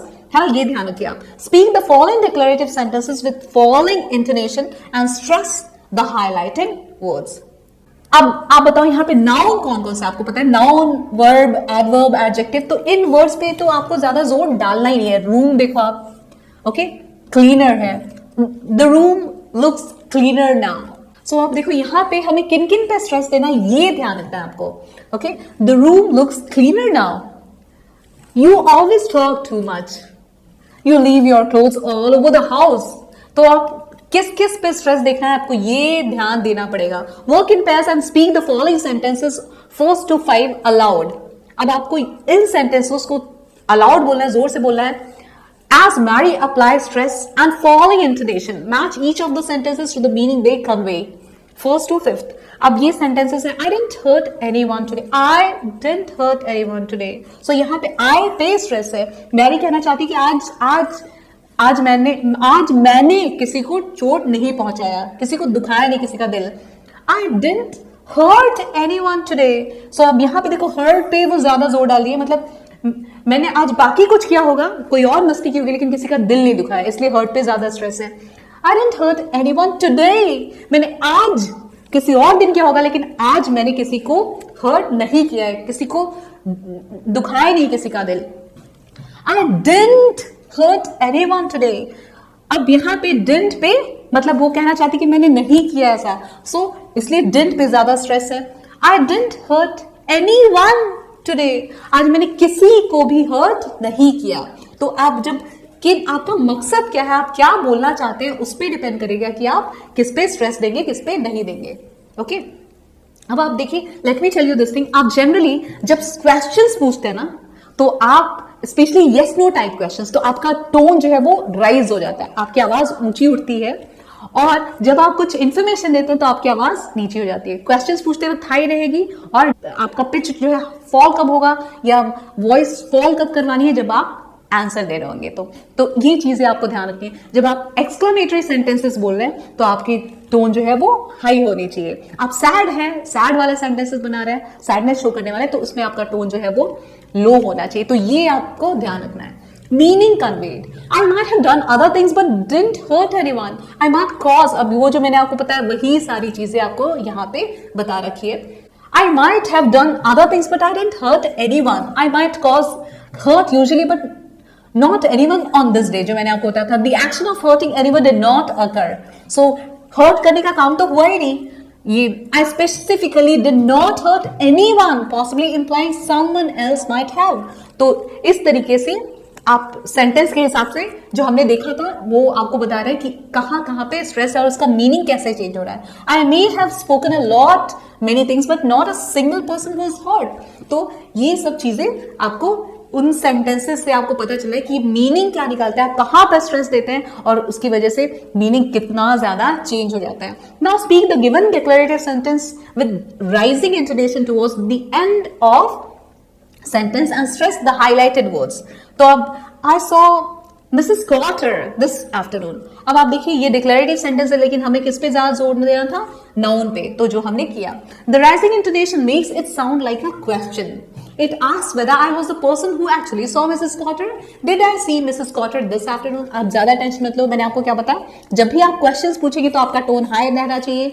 वो सारी चीजें आपको याद रखो. Remember the way we use stress and intonation in a sentence can change the meaning of what we wish to say if we are not careful. तो सही शब्दों पे, सही वर्ड्स पे हमें जोर देना चाहिए, स्ट्रेस देना चाहिए और वॉइस को भी राइज या फॉल करवाना चाहिए. उससे मीनिंग जो है वो कंप्लीटली चेंज हो जाता है. अब मैं आपसे बोलूं कि आती क्या खंडाला, तो अब ये देखो मैंने क्वेश्चन पूछा तो आती क्या खंडाला, तो आप देखो मेरा टोन कैसा है, वो अप जा रहा है ना. अब मैं जब ऐसे बोलती हूँ कि उसका आंसर कर रही हूं, क्या करूं आके मैं खंडाला, अब देखो आंसर कर रहे हैं तो क्या होगा, टोन जो है वो नीचे फॉल होता हुआ जाएगा. तो ये इंटोनेशन में आपको ध्यान रखना है. मतलब आपकी आवाज को आपको टोन करना है, कभी हाई पिच कभी low pitch, depends on the situation. और मैंने आपको बताया है कि कब हम इस तरीके से करते हैं, किस पे स्ट्रेस देना है, किस पे नहीं देना है, वो सब चीजें मैंने आपको बता दी है. सो ये सारी चीजें जो अभी तक आपने स्ट्रेस पढ़ा, इंटोनेशन पढ़ा, it will come with practice. You must practice at least 1 page of your text book every day. You just read it the way I told you. किस किस चीज पे स्ट्रेस देना है, कौन से सेंटेंसेस में आपको वॉइस को हाई रखना है, किस में लो रखना है, ये चीज आप प्रैक्टिस करोगे ना तो हो जाएगा. But it will take some time, so you must maintain continuity. So अब मुझे लगता है कि आपने सब कुछ पढ़ लिया and you understood the things very well. So before leaving I would like to tell you that I would like to request you kindly like our videos, subscribe it, and thanks for watching. Bye bye, take care and study well.